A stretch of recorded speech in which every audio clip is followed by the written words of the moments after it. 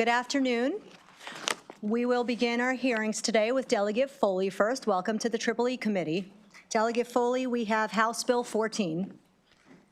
You want to bring up your panel? Yes, okay. Madam Chair. So who do we have in your panel? We have... I think we have one of our panel members is missing, but, Okay. and then we have a couple of virtual folks on our panel as well. Okay, and we have two virtual and two virtual. Yes, okay, you can ma'am. begin. Thank you very much. Well, good afternoon, Chair Tar and members of the Education, Energy, and Environment Committee. Thank you for the opportunity to present this bill today. For the record, I'm Delegate Linda Foley, and I'm presenting HB 14, which amends existing law to ensure hate bias incident data that is already being reported in K through 12 public school systems will now be broken down by targeted victim groups and posted on a school system's website. HB 14 passed the House in a bipartisan vote by 123-6. So currently, state law requires school systems to have a hate bias reporting form. While these forms vary by school system, they ultimately provide information on the perceived nature of bias incidences along with other information about the alleged incidences.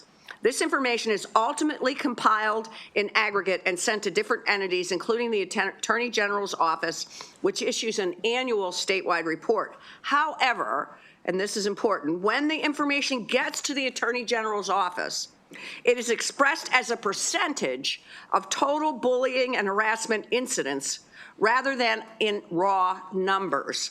So the usefulness of the data in terms of raw numbers is not there. The Office of the Attorney General has indicated that it is sometimes very challenging for their office to get these numbers because they aren't readily available to the public.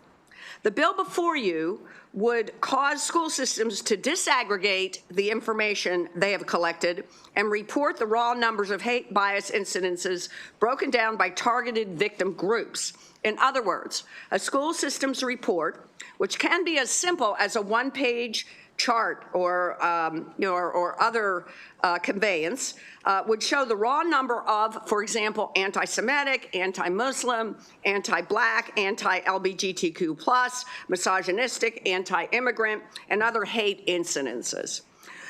Montgomery County Public Schools is one system that makes these data points available. Other school systems do not report these numbers in a way that's easily accessible to the public. In 2024, there were 291 school-related hate incidences, roughly 1.6 per school day in Montgomery County.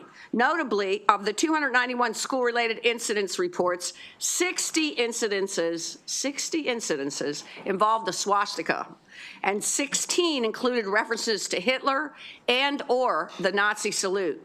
In Montgomery County Public Schools, 43% of 2024 hate instances targeted Black students. From August 2023 to March 2024, 10% of hate bias incidences in Montgomery County Public Schools targeted LGBTQ+ students. So all school systems have this data, and this bill would require them to break it down by targeted victim groups and post it on their website. The timeline for posting this data fits in with the existing timeline that school systems must already abide by for the Attorney General. To be clear, these reports would contain raw numbers by system. There would not be any identifying personal information or a school-by-school breakdown.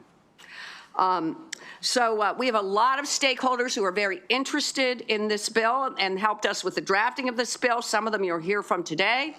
They include the Office of the Attorney General, the Jewish Community Relations Council, the Baltimore Jewish Council, the ADL, the Maryland Center for School Safety, Maryland Association of Boards of Education, former president of Montgomery County Board of Education, Julie Yang, the Maryland Civil Rights Commission, State Police, MSEA, and some others. So there's widespread support for this. So those discussions really did not reveal any opposition to the bill. However, the bill is also endorsed by the Legislative Latino Caucus, Jewish Caucus, LGBTQ+ Caucus, AAPI Caucus, and the Women's Caucus in the legislature. So the bill was amended in the House before its ultimate passage. And some of those amendments have since come to our attention that they may present some problems.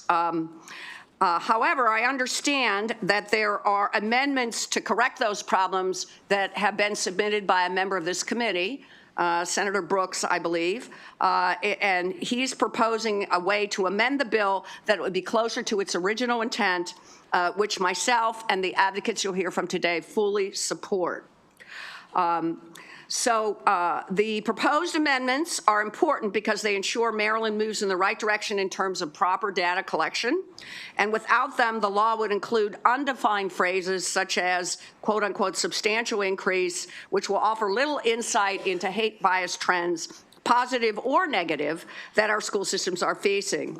And as I say, I fully support the amendments being put forth by Senator Brooks.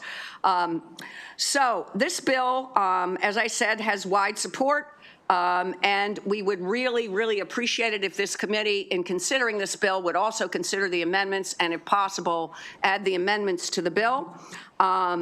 I think that this bill, as amended, fits seamlessly with existing practices without adding an excessive burden to school administrators, and having this data is another step in ensuring our school systems are safer for all. Before I conclude, I would just like to put in a really important point about the amendments.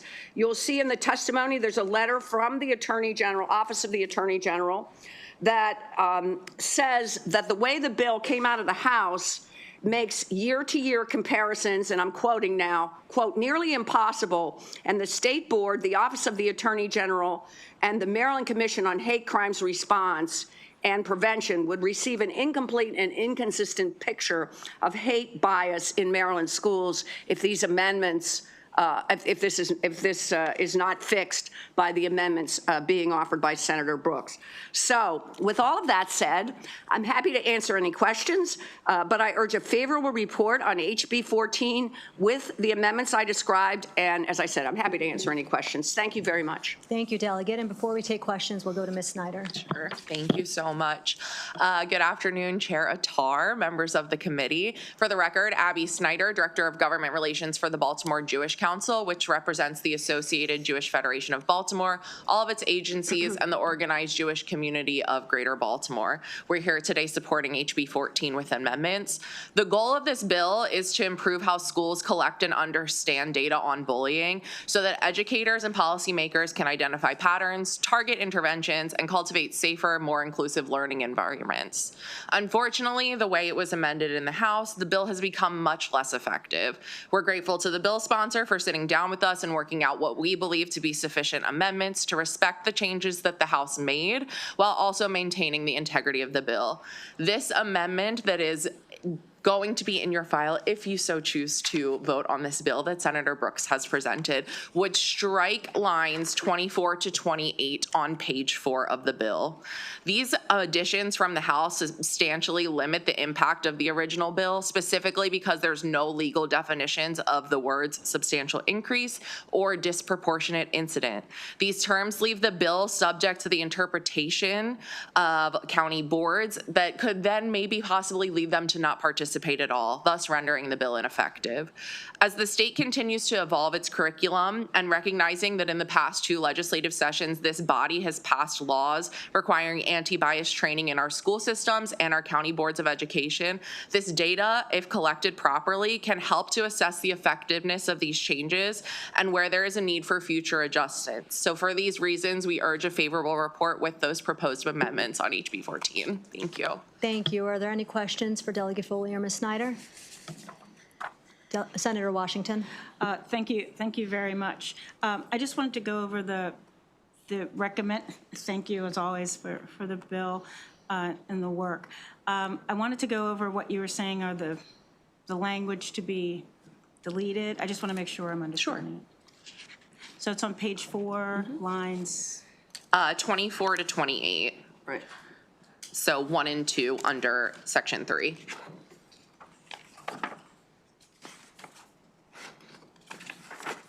One and 2 under section 3. All right, so I'm looking at the reprint, and I have Bill page 4. Yeah, it might be different. Thank Oh, you. it might be different on might be your different. version, different. sorry. We're looking at the third reader from the House. Yes, Okay, all right. apologies. Yes. So actually, what it is it is section 9, it looks like 9, it's hard to tell. 9D,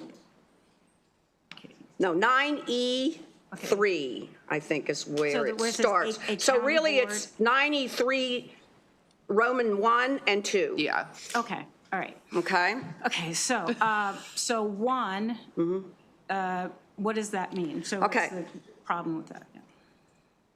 Okay, so the amendment is to delete that because it says, the amendment is to delete everything after if in the paragraph before, down through the end of Roman 2 group, right? So deleting all of that is the amendment. And there has been a substantial increase in incidents of bullying, harassment, or intimidation for students in that group over the previous school year. The problem with that, Senator, is the term substantial increase is so fuzzy. And that's one problem, that there's no definition of what a substantial increase is. And then it also doesn't track any decreases. So that might be relevant too. We want to know if a school system, if the number of incidences have actually dropped over the past year. That's also useful information. And the way this bill was amended, that's not included. And if I can add, Senator Washington, as well, it's hard to measure a substantial increase in incidences for things that aren't reported to school. So you don't really report your religion to school. You don't report if you are identify as LGBTQ, like being able to measure these things just based off of a substantial increase when I don't know how many of those folks exist in the school to begin with. It just makes the language very vague. Right. And then the second one, the reason for, Right, so, yes, Senator. So the problem there is a similar word, in this case, if there's a disproportionate incident rate of bullying, harassment, et cetera, for the students in that group, that is really problematic because, one, disproportionate incident rate is not defined anywhere. That's totally subjective. And, and it's really, again, really hard to track what that would be. We believe the way the bill was originally drafted, none of that was in there, and it was just like, report these incidences. And by the way, the House amended it to say that there should be incidences that are investigated, and that's fine. You don't want, necessarily every incidence there. But adding this kind of language makes it really hard then to figure out, one, what to report, and two, what the report would mean. yeah, just so for the committee, so I know that probably what the amenders were trying to do was the notion of disparate impact, which has to do with Title VI. Sure. So to the extent that it's a disparate impact of the bullying, so I might want to try to revise it to keep that concept. But thank you for understanding. Sure. Yeah, thank you. Thank you, Senator. Any further questions? Seeing none, we'll move on to our two virtual witnesses. We have Kimberly Buchheit and Deborah Miller. Kimberly, you can begin. Good morning, or good afternoon. Good afternoon, Chair Feldman, Vice Chair Kagan, and members of the committee. I'm Kimberly Buchheit, speaking on behalf of the Maryland Center for School Safety. Thank you for the opportunity to provide oral testimony in support of House Bill 14 with amendments. Public schools are microcosms of the communities they serve, reflecting the values and beliefs of the families that live there. Hate and bias behaviors that are directed at individuals because of their personal characteristics infects the generational structure of communities. Young people that engage in behavior motivated by hate or bias at school represent the existence of these values and beliefs. House Bill 14 creates the opportunity for communities to recognize the problem and address it in a manner that leads to long-term solutions. Schools publicly sharing information about the prevalence of hate and bias annually allows for local leaders to analyze and use data to inform next steps, celebrating and continuing effective strategies while eliminating approaches that are proving to be ineffective. Using a substantial increase standard to determine when information should be shared makes the assumption that the current baseline of hate and bias incidents is acceptable. Similarly, the development of a disproportionate incident formula, like the one intended to address exclusionary discipline concerns, would be overly and unduly complicated. The use of a disproportionate incident comparison standard is ineffective in that the incident number being used to compare could be of extreme concern. Either of these amendments negate the purpose of transparency and potentially exacerbate the problem by providing a sense of approval.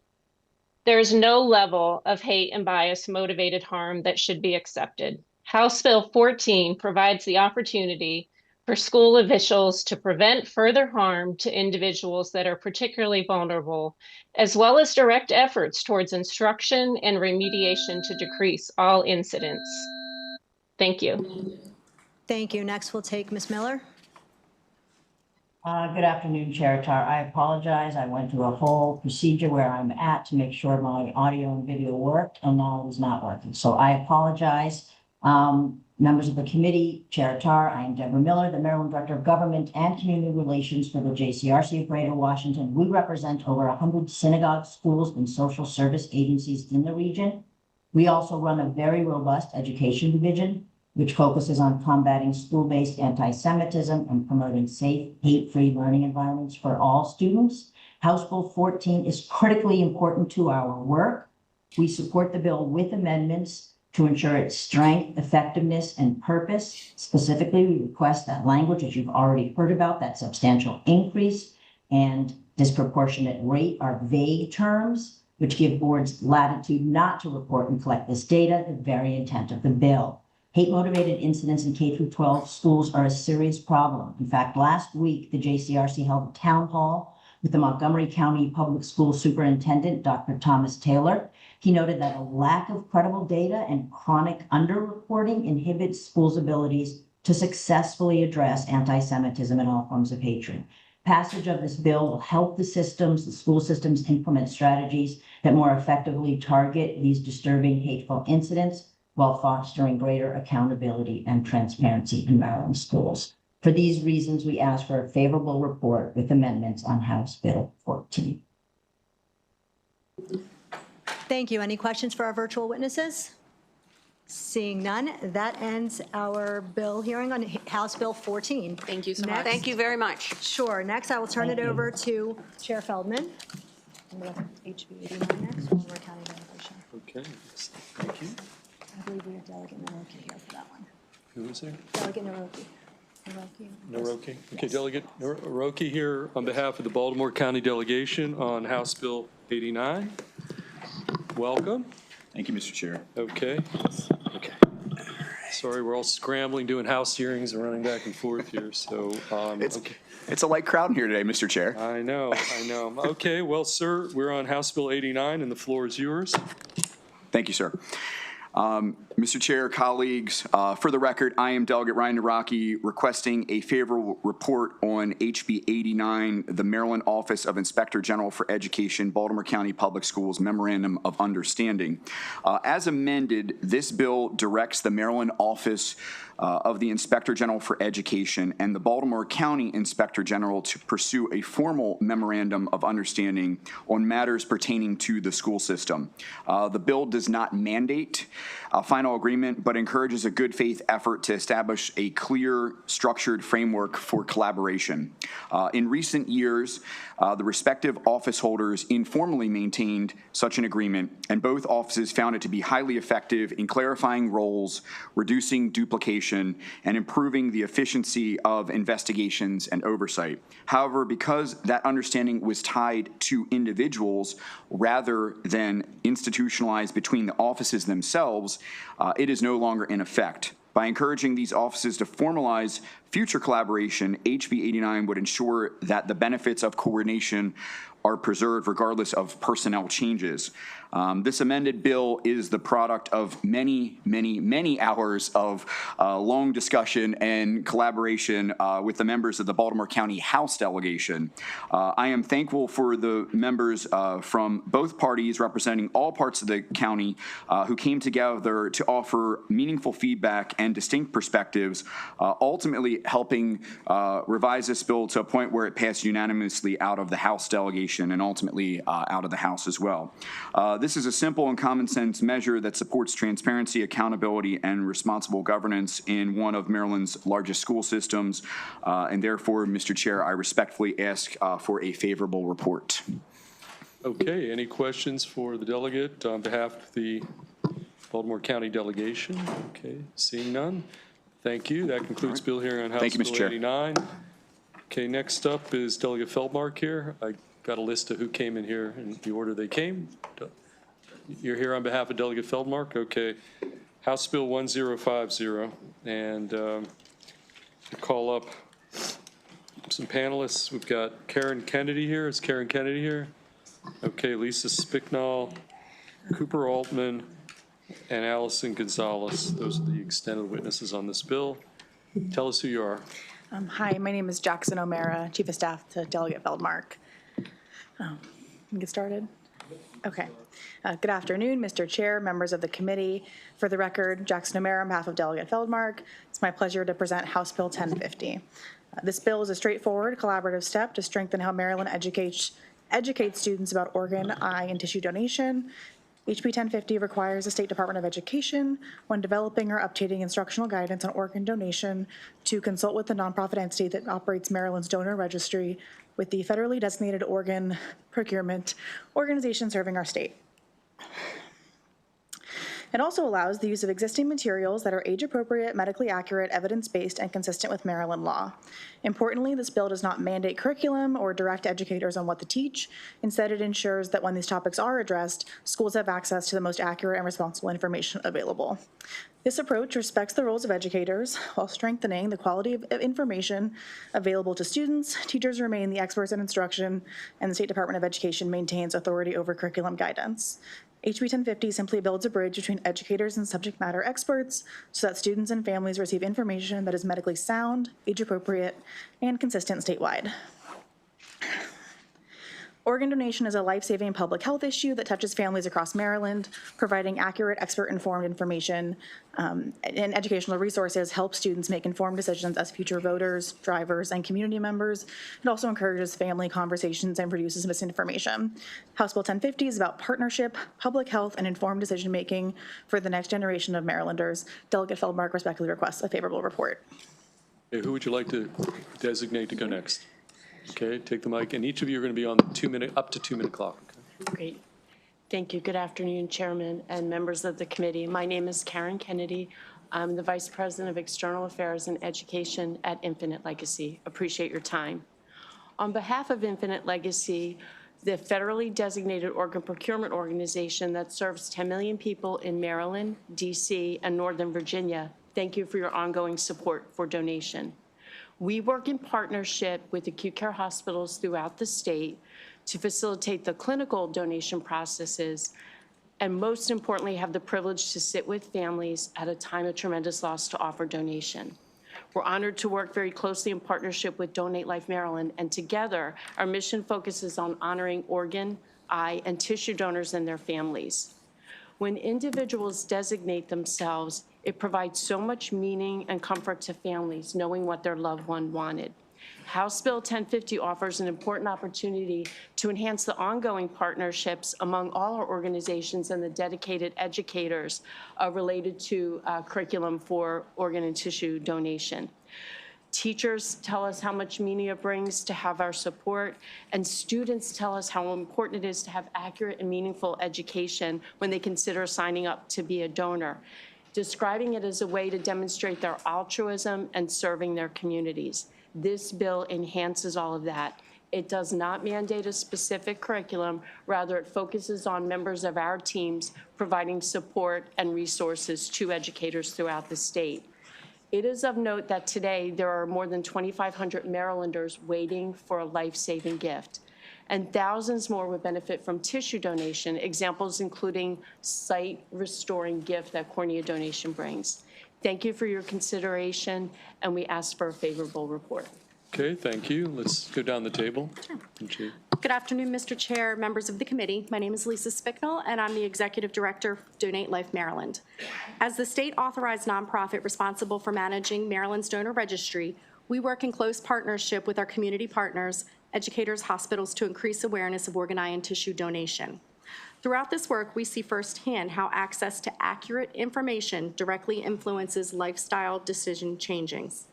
House Bill 1050 represents a practical, collaborative approach to strengthening education around organ donation. It encourages consultation with the state-authorized entity which manages and maintains the donor registry, currently Donate Life Maryland, and the federally designated organ procurement organization responsible for Maryland, Infinite Legacy. When educational materials are developed or updated, helping ensure those resources are current, age-appropriate, medically accurate, and evidence-based is crucial. Providing accurate evidence-based education equips students with the knowledge to understand science, address common misconceptions, engage in informed discussions with their families, and make thoughtful decisions. Importantly, this legislation does not mandate a specific curriculum or prescribe instructional methods. Rather, it supports those educators who are teaching our children every day. Organ donation impacts thousands of Maryland families each year. Strengthening education in this area supports informed decision-making and reinforces the importance of public trust. For those reasons, Donate Life Maryland respectfully urges a favorable report on House Bill 1050. And at this time, I want to turn it over to two of our students who have worked very closely with us for the past few years. Okay, great. Well, welcome. Okay, give us your name and then put that mic close, okay? Okay. Good afternoon. My name is Allison Gonzalez. I'm a 12th grader in the Biomedical Allied Health Magnet Program at Glen Burnie High School in Anne Arundel County. I am testifying today in support of House Bill 1050 and urge the committee to vote in support of this legislation.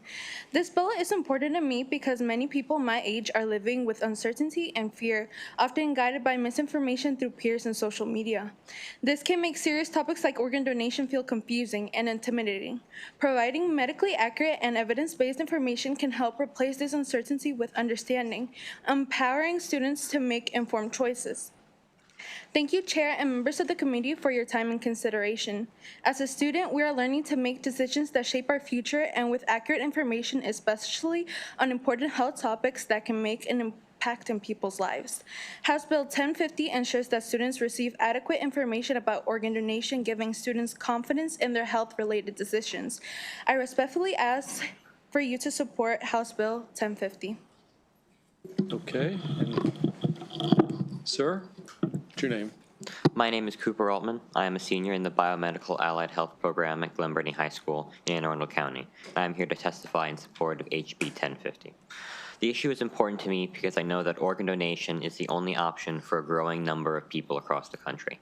Many of the people at my school had almost no knowledge about organ donation. Many of them thought it meant their organs would be taken from them while they're still alive.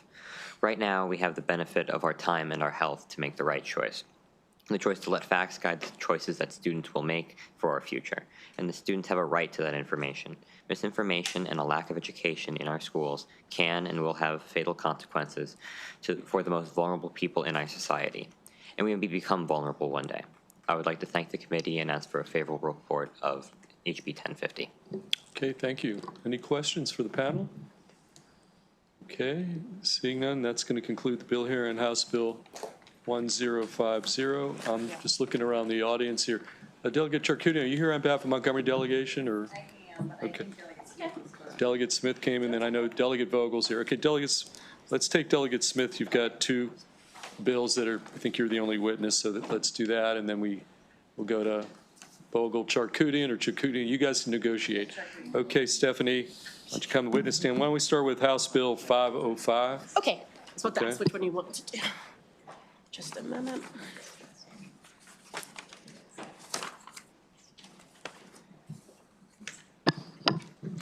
Thank you, Mr. Chair, and thank you to the distinguished members of the committee. It's my first time before you this session. For the record, Delegate Stephanie Smith, and I'm here to present House Bill, you said 505, you want to begin with?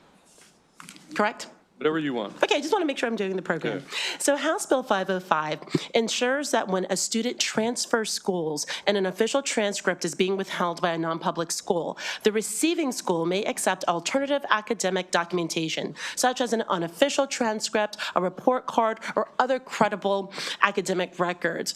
This bill was amended in Ways and Means to expand what the accepted alternative testing would be, subject matter specific testing, for example, that a student has completed, in order to facilitate enrollment and appropriate grade placement. Students impacted by this issue are often transferring due to unforeseen and deeply personal circumstances outside of their control.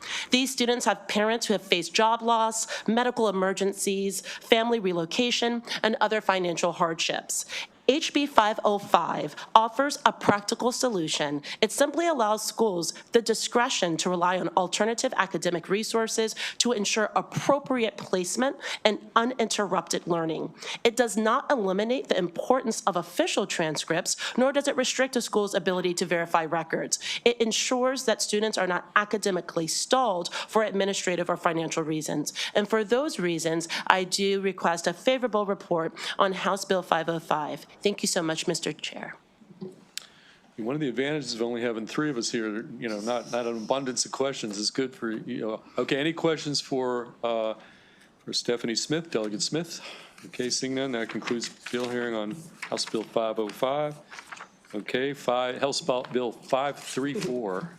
Thank you, Mr. Chair. For the record, Delegate Stephanie Smith, here to present House Bill 534. Now, this bill may be familiar to you because it's been before you on 2 previous occasions. This bill prohibits private schools from withholding a transcript for a student who is unable to pay. This bill is about fairness, accountability, and protecting students from consequences that they did not create. When a student's transcript is withheld, the consequences are often immediate and severe. Students are prevented from enrolling in a new school, applying for scholarships, or denied college admission. When a student's academic momentum stalls, students lose their entire semesters of progress. A transcript is a record of a student's academic history, reflecting work already completed and credits earned. HB 534 does not forgive a debt, nor does it prevent schools from pursuing other lawful avenues to recover unpaid balances. It simply ensures that children are not being used as leverage in financial disputes between adults. Maryland has long recognized that educational access is a fundamental priority. We do not allow our colleges and universities, as of 2023, this legislature adopted a law that prohibits colleges and universities, which are concerning largely adults engaged in non-compulsory higher education pursuits, from having their transcripts withheld for debt in a similar manner. If we can protect adult learners from this practice, I do feel confident that the MGA should allow similar protections to happen for minor youth engaged in K-12 education. I would like to briefly share 2 poignant examples that underscore the urgency of this legislation. One is an email from the niece of one of our own members of the House of Delegates who was forced to repeat 10th grade and parts of 11th and 12th grade because her private school withheld her transcript. And the second, a mother pleading for assistance after her son's football scholarship was rescinded. And this is the email. In 2003, I found myself repeating the 10th grade as my former Catholic private high school withheld my academic transcripts. My student account had an outstanding balance, which as a 16-year-old, I couldn't afford to settle myself due to financial hardships at home. Facing this challenge, I transferred schools during the second week of classes after an unsuccessful battle for my transcripts and other official school documents. As a scholar, I encountered an arduous transition to the new school, impacting my GPA and jeopardizing my athletic eligibility. It is disheartening that a child should endure a denial of access to education due to a debt not incurred by the child, but imposed by the school on an adult. The denial of my transcripts forced me to retake 10th grade courses throughout the 11th and 12th grades. I attended summer school, but lost the opportunity to advance my education by taking college courses as a senior. And lastly, the email I received, good afternoon. I am reaching out to anyone I think could provide insight This is a situation that is near to my heart because my youngest son is currently in a situation where, due to his father falling on hard times, he fell behind on payments and now he can't pursue higher education since his football scholarships are dependent upon these transcripts, and that will not complete his enrollment. I need to know, can a bill like this pass? Any insight would be great, will be helpful and greatly appreciated. I did not share the young man's name, but the mother did further detail that he was deeply depressed and she was worried could even potentially be suicidal because everything that he was working for was endangered simply because of a piece of paper meriting work he already performed could not be sent to the college that was extending a football scholarship to him. So again, I come again humbly asking that we give the same relief to minor children that we've extended to adults engaged in non-compulsory learning, and ask for your favorable report of House Bill 534. Thank you, Delegate Smith. Any questions? Okay, seeing none, that concludes bill hearing on House Bill 534. Okay, what's the result of the grand Charkoudian-Vogel negotiation? Who's going to come forward?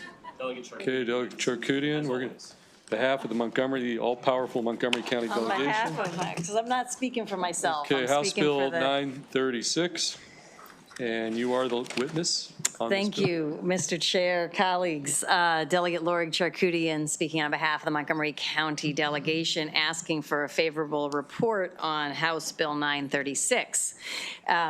This bill extends some of the work that this committee has done, the Senate and the House, both over the last several years, has increased the amount of locally procured food, including blue catfish from our Chesapeake Bay in Maryland state facilities. So we've passed several policies over the years to get it into our prisons and our hospitals and juvenile detention centers, and we've created sort of an optional path for school systems to be able to tap into the locally grown food and the locally procured invasive blue catfish.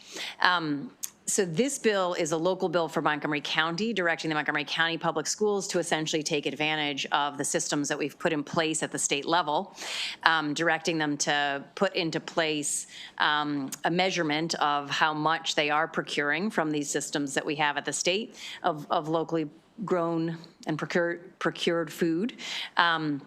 To set goals and to disclose over time their progress towards those goals in a transparent way. So it doesn't set a specific goal for the county, but it does sort of put together a system that'll require that they engage with the systems that we have in place for our farmers and our fisheries. So I ask for a favorable report, and I'm happy to take any questions. Any questions for Delegate Charkoudian on this local Montgomery bill? Okay, that concludes bill hearing on House Bill 936. Thank you. Thank you, Lord. Okay, Delegate Vogel, House Bill 222. And I've got Zoe Burnett and Emily Keller on the list, and there they are to join you. So Delegate Vogel, you get all the time you need, and our two witnesses, though, are going to be on the up to 2-minute clock, okay? Thank you, Mr. Chairman, Senators. Great to be back before this committee. Here with House Bill 222, which I believe passed the House unanimously. HB 222 is an effort to support our students across the state who are going out of their way to become trained on how to administer naloxone to save the life of a classmate, a family member, someone they come by on the street. We want more Marylanders to become trained on how to administer naloxone, but the issue that we have in many of our schools right now is that because the students are not authorized to administer naloxone or possess naloxone, I've heard stories of students who have actually gotten in trouble for carrying naloxone, even though they are fully trained to possess it and administer it. So the bill as passed allows high school students to carry naloxone on them and extends protections that already exist in the health statute to students within the high school, within a high school setting, that they may, in good faith, administer naloxone and have Good Samaritan protections in doing so. I have with me Zoe, a phenomenal student from Washington County, and Emily Keller, the Special Secretary of Overdose Response, to share more on why this bill is so important. And I urge a favorable report on House Bill 222. Okay, Ms. Keller, why don't you go next? Thank you. Good afternoon, Chair Feldman, members of the committee. My name is Emily Keller. I serve as a Special Secretary of Overdose Response. I'm here today in support of House Bill 222 with amendments. We are seeing great progress in Maryland. In fact, overdose deaths are at a 10-year low. We credit this to the great work of so many across our state, our early investments in evidence-based practices, all partnered with the availability and access to naloxone. This bill authorizes students to carry naloxone on school property. Our youth deserve to have all possible resources at their disposal, especially when those are evidence-based, safe, and effective. Naloxone is an effective medication for reversing an overdose, and it is safe. If administered when an overdose is not occurring, there is no harm. Students and schools are closest to the issue of youth overdose and must be empowered to be part of the solution. You never know when an overdose may occur, at school, on the walk home, while visiting a local restaurant, or even in the student's own home. Because you have previously passed Good Samaritan laws in Maryland, legal immunity is provided to individuals, including minors, who administers an opioid overdose reversal drug approved by the FDA to an individual who is or is in good faith believed to be experiencing an opioid overdose. Moore supports the intent of this legislation and requests an amendment to state that training and education should be provided only for the utilization of naloxone, and that the mention of other opioid overdose reversing medication be stricken from the bill text. The introduction of new reversal drugs in the school settings would require more education and training. For example, nalmefene has not been used extensively in the community setting in the same way as naloxone. Additionally, other newer reversal drugs may cost a higher cost on the state's effort to address the overdose crisis.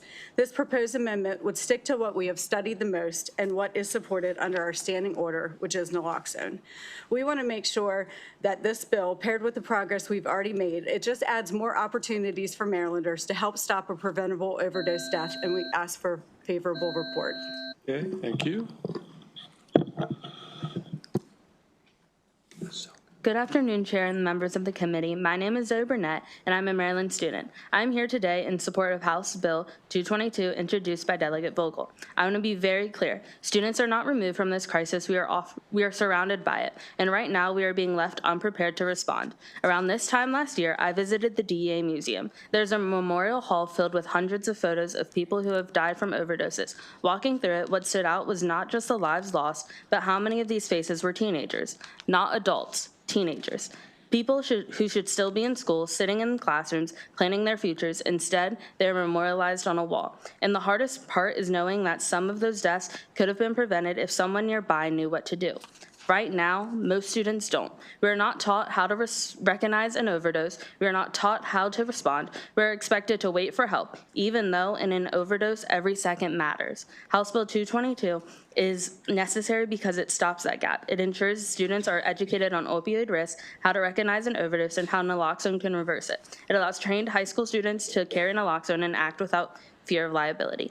This shouldn't be a debate. Students can already be CPR certified. We are trusted to perform chest compressions on someone whose heart has stopped. We are trusted to step into a life or death situation and act. So why in the middle of an overdose crisis would we not trust students to administer naloxone, a safe, life-saving medication? Not teaching this does not protect students. It just guarantees that when an overdose happens, and it will happen, the people closest are powerless. This bill is about reality, it is about preparation, and it is about whether we are willing to give students the ability to save a life instead of watching one be lost. House Bill 222 is not optional, it is necessary. Thank you for your time and consideration. Okay, thank you. Okay, any questions for Delegate Vogel or the two witnesses? Okay, thank you, Delegate Vogel and panel. That concludes bill here on House Bill 222. Just looking in the audience, I see Delegate Miller. Any other okay, sir, I don't recognize. Okay, I see some folks. Okay, who was here for, you were here? 13. Okay, come on up. I apologize. I don't know that we know each other that well, so I apologize, but I'm going to take it first in order. I'm going to prioritize the folks who are here from the House of Delegates members over folks who are here on behalf of their members, okay? So first of all, what bill are we on? House Bill 1310. 1310, okay. And, okay, Delegate Coley. Yes, sir. Okay. And we do have Darlene Johnson here. Okay, Ms. Johnson, why don't you come up? signed up favorable. And Delegate Colley, a welcome to the committee. And we're on House Bill 1310, so why don't you start? Yes, sir. Thank you, Chair Feldman, committee members. I'm here in strong support submitting testimony in House Bill 1310. This bill establishes a process for allowing Maryland public high school students to request a transcript notation when they experience a documented traumatic loss. The bill directs local school systems to implement this notation and requires the Maryland State Department of Education to develop standardized language for its use. This legislation focuses on fairness, focuses on compassion, and also focuses on protecting the future of Maryland students. Traumatic loss can significantly disrupt a young person's life. The death of a parent, guardian, sibling, or close family member can have immediate emotional and academic consequences. Students navigating grief may experience temporary declines in grades, attendance, or academic performance. These impacts may be short-term, but the effects on the student's transcript can last much longer. House Bill 1310 provides important context. Colleges and scholarship committees rely on transcripts to evaluate a student's academic journey. When a major life event disrupts that journey, admissions officials often deserve a fuller understanding of the circumstances. Students deserve the opportunity to have their academic record viewed in context. This bill recognizes the reality many students face after traumatic loss. Some young people take on caregiving responsibilities at home. Some support grieving family members. Some must report to school as an emotional shell during the recovery, facing the demands of school as well. These challenges are real, and they have temporarily affected academic performance. House Bill 10 offers a thoughtful and balanced solution. The bill does not change grading policies. It does not alter academic standards. Instead, it allows for a neutral transcript notation explaining extraordinary circumstances. MSDE will establish consistent language to ensure the notation is applied responsibly and uniformly across school systems. Again, this bill appropriately places MSDE in a leadership role to ensure fidelity of implementation. This includes developing a clear and consistent statewide language for transcript notations, guidance on eligibility and documentation standards, training for school counselors and registrars to ensure traumatic-informed application, safeguards to protect students' privacy and autonomy consistent with the Family Federal Education Rights and Privacy Act. More importantly, this legislation will support LEAs and allow them to be well-equipped to implement this policy in a way that is equitable, consistent, and sensitive to student needs. With this, I ask the committee for a favorable report. And again, thank you for your time and attention. Okay, thank you. Okay, Ms. Johnson. Good afternoon, Honorable Chair Feldman, Honorable Vice Chair, and esteemed members of the committee. My name is Darlene Johnson, and I'm here in support of HB 1310.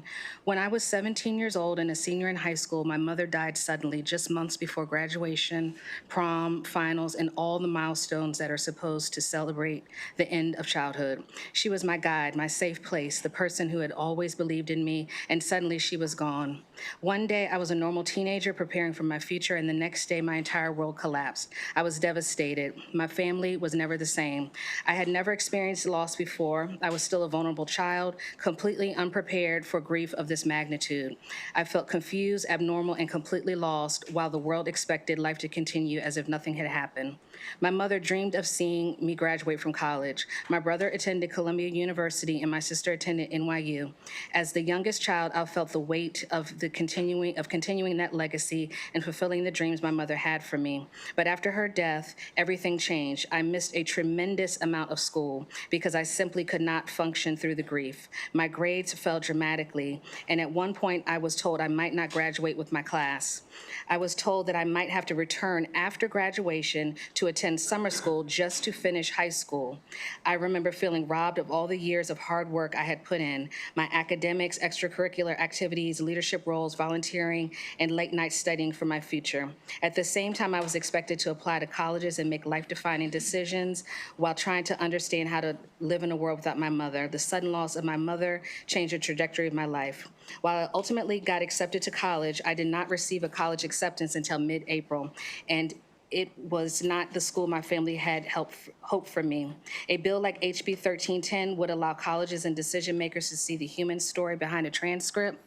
A bill like HB 1310 would give students facing unimaginable loss something I did not have understanding. Okay, thank you. Thank you, Ms. Johnson. Okay, any questions for Delegate Coley or Ms. Johnson?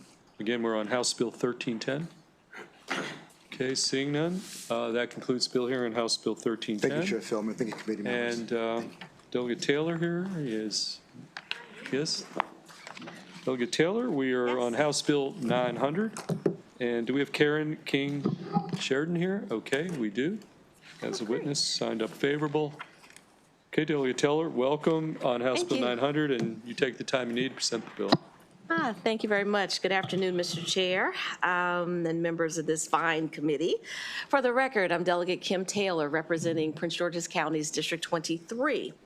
House Bill 900 is one bill of four that make up a suite of Black Caucus priority bills that address appraisal bias. This legislation seeks to expand the eligibility and permitted use of Maryland's legislative and senatorial scholarship programs to support students pursuing careers in the real estate appraisal industry. Accurate appraisals ensure fair property valuations, protect homeowners from predatory practices, and contribute to a stable housing market. However, the pathway to certification is often costly and inaccessible to many Marylanders, particularly for individuals from underrepresented communities. House Bill 900 addresses this issue by allowing recipients of senatorial and delegate scholarships to use their awards toward appraisal licensure course requirements, whether they are seeking a degree or not. Students could also use the scholarships toward costs relative to simulation options offered under the Practical Applications of Real Estate Appraisal, or PREA program, which was authorized by the Maryland General Assembly a few years ago. And I'll remind this body that Senate Bill 657, sponsored by Senator Shanika Henson, passed. And what that bill does is give our students a pathway to pay for the PREA program as well through a MHEC grant program, PREA grant program. So both these bills work together, House Bill 900 and Senate Bill 657. They work together to align with the recommendations from the Task Force on Property Evaluation, Appraisal and Valuation Equity, which emphasize the need for financial assistance to increase diversity in the field. And over the interim, I've met with MHEC secretary and his friend, former MHEC secretary and his team, members of the Maryland Association of Community Colleges, representatives from the Appraisal Institute, and all of us have worked together on this very idea and hope to create a pipeline of funding and training for aspiring appraisers. Ultimately, this Black Caucus legislation will expand access to training, reduce financial barriers, and help create a younger and more diverse pipeline of licensed appraisers who better reflect the communities they serve. For these reasons, I respectfully urge a favorable report of House Bill 900. Thank you. Okay, thank you, Delegate Taylor. We'll go to the witness, Ms. King Sheridan. Great. And you're going to be on the up to 2-minute clock, okay? Thank you very much. Good afternoon, Chair and committee members. I am not Karen King Sheridan. That is okay. That is our mistake. I am Emily Dow. I'm the Assistant Secretary for Academic Affairs at the Maryland Higher Education. Thank you.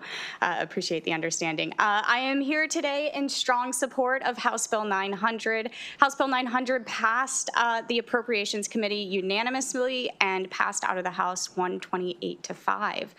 We would like to begin by expressing our profound gratitude to Delegate Taylor. Her unwavering commitment to this field is visionary.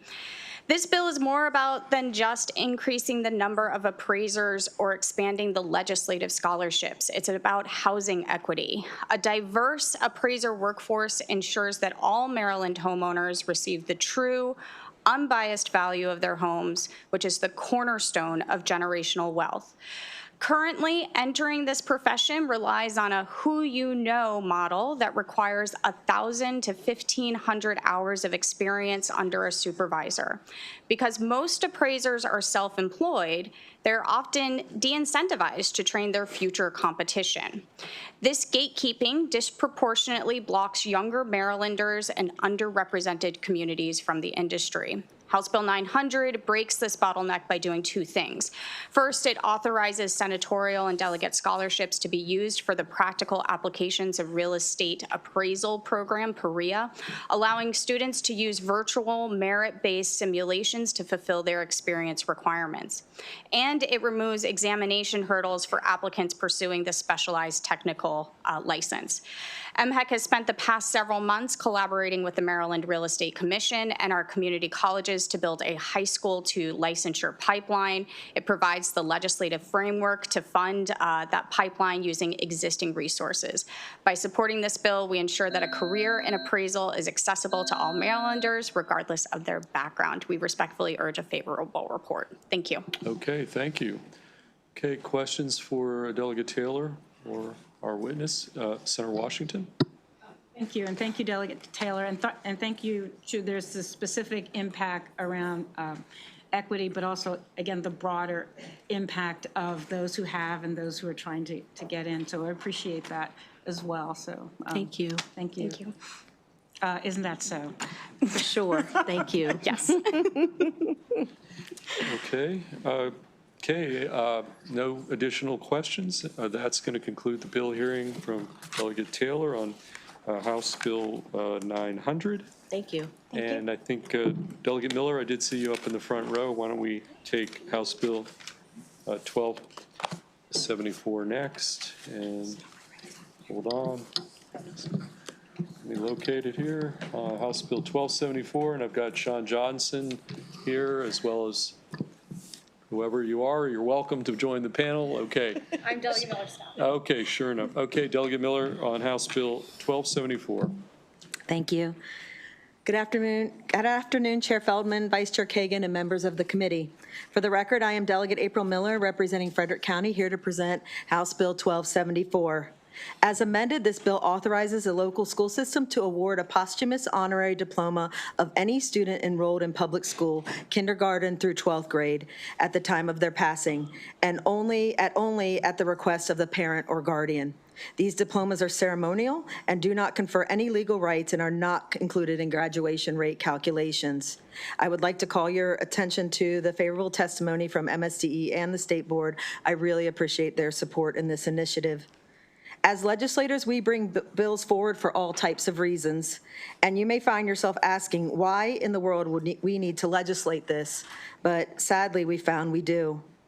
My sister-in-law was unable to be here today as mom duty called. Here is her story. My name is Liz Vickers, and I am no stranger to tragedy. Almost 15 years ago, on July 25th, 2010, my beautiful son Eric was tragically killed.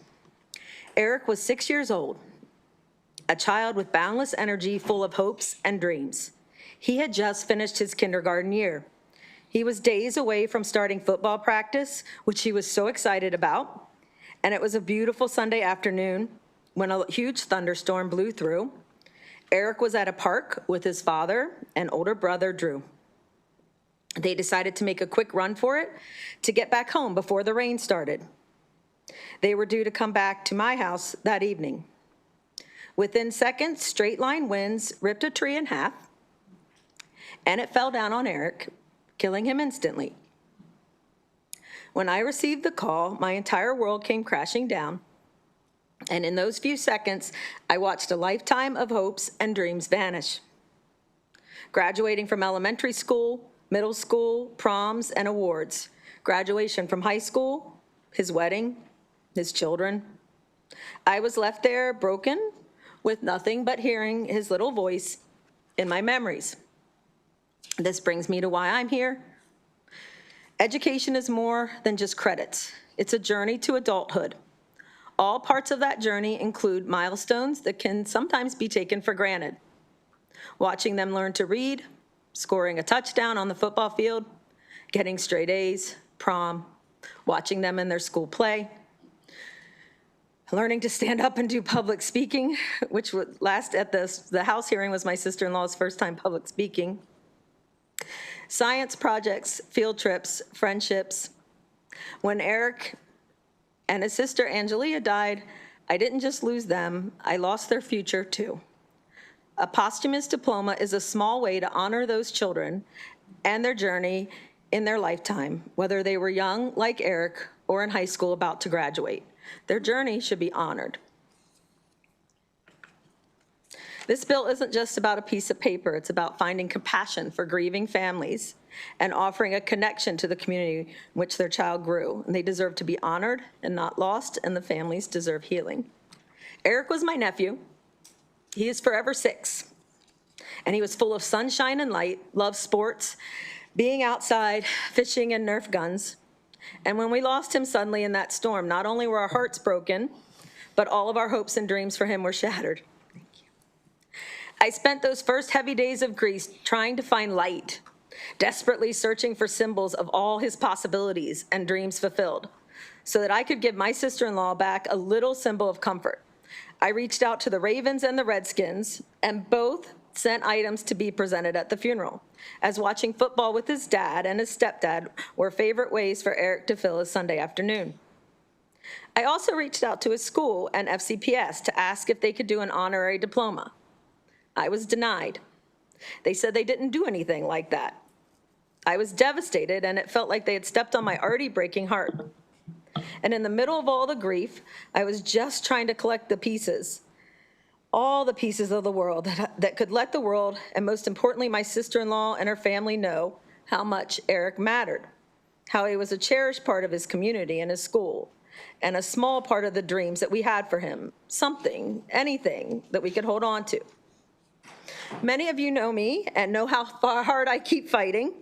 So after I was elected to the Board of Education, I wanted to create a policy that would allow FCPS to provide honorary diplomas to families grieving for their lost child.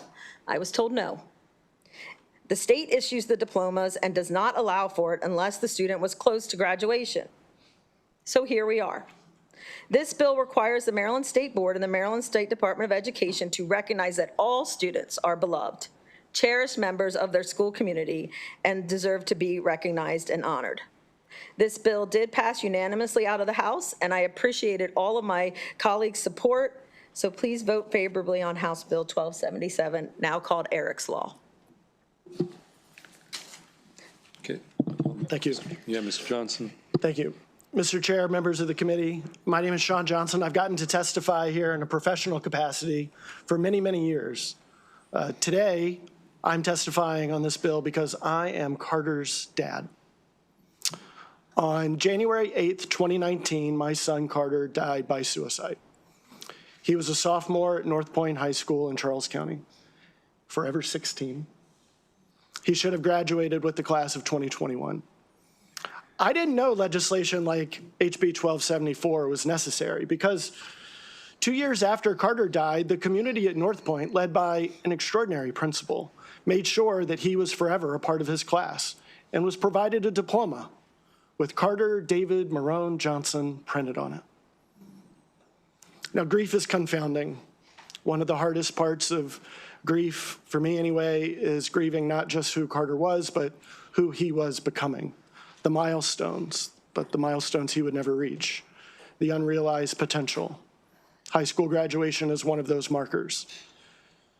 And while there's no what's next for Carter, that diploma did acknowledge that he mattered, that his life had meaning, and that he belonged to that class and to that community. And after a child dies, very few new things enter your life that are not reminders of their death. But what that school did was give me, my family, something new. It may seem like just a piece of paper, but I'm here to tell you it's not, because for a moment, that diploma stood out as the only thing in Carter's bedroom that had not collected dust. Now, you will pass a lot of bills that matter. I know you have the most in all the committees. And while I certainly hope this bill will not have to matter to many families, for the ones it does matter to, it will matter greatly. Thank you for letting me share some of Carter's story and in support of this bill. Thank you, Mr. Chair. Thank you, Delegate Miller, for bringing this bill. Okay, any questions? Okay, completes the bill here on House Bill 1274. Thank you. We're going to move on. Is Delegate Warman or a representative here from Delegate Warman? Okay, why don't you come on up on House Bill 1530?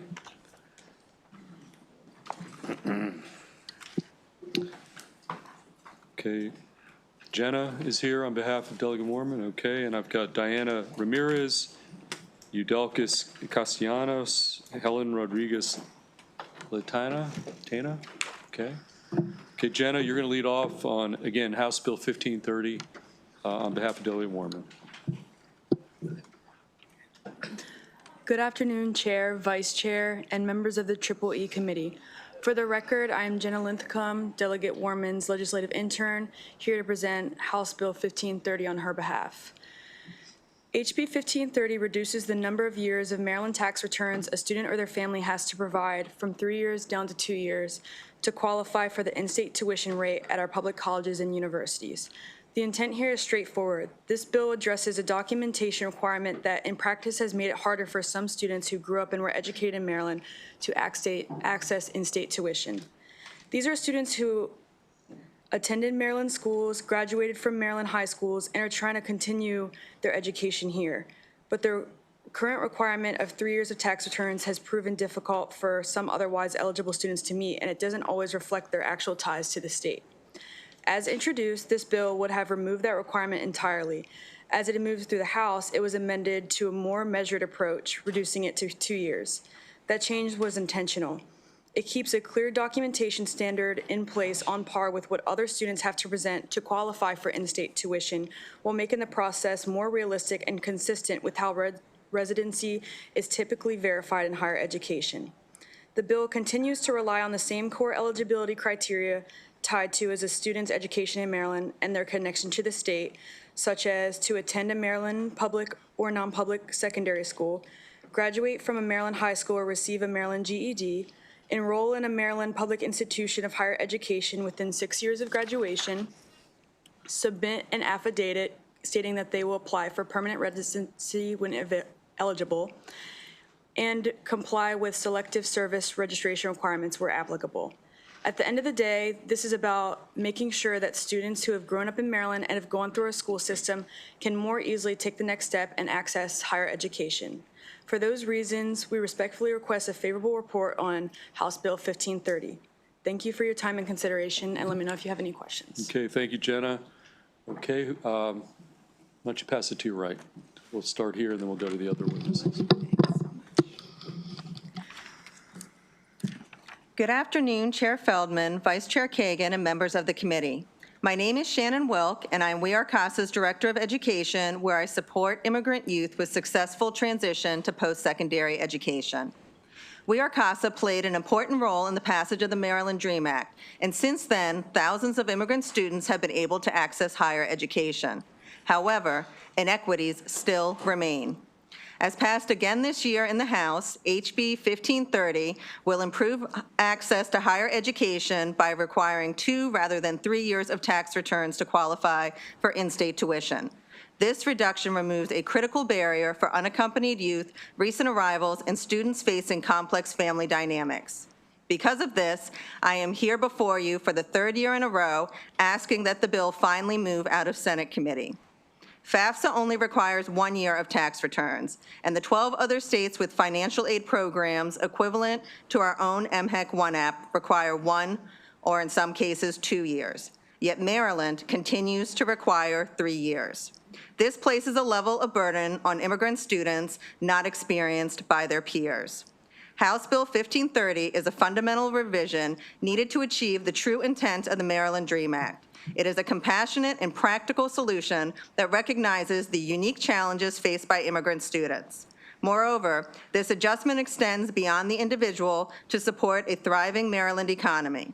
Right now, we are missing out on the opportunity for talented, multilingual college graduates to enter the workforce in critical industries such as health and education.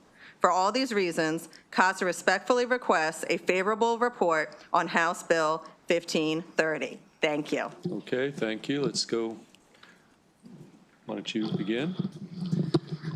Good afternoon. My name is Diana Ramirez. I am a 12th grade student at Forest Park High School in Baltimore City. I immigrated to the United States from Guatemala when I was 10 years old. I have over a 4.0 GPA. I have been in the debate club for 2 years, and I have also been part of the badminton team. And I have been accepted to multiple colleges. I am here today to support the HB 1530, which will remove the requirements that undocumented students must submit 3 years of their parents' tax returns to qualify for in-state tuition and federal loans. As I began to apply for college, I had traveled myself to apply for in-state tuition. My parents had to work extra hours in order to complete the 3 years of tax returns that are required in order for students to receive financial aid. As an immigrant myself, this bill is important for me because I had to do more extra steps in order to start the process of seeing if I could get financial aid to be able to afford college and to continue my education.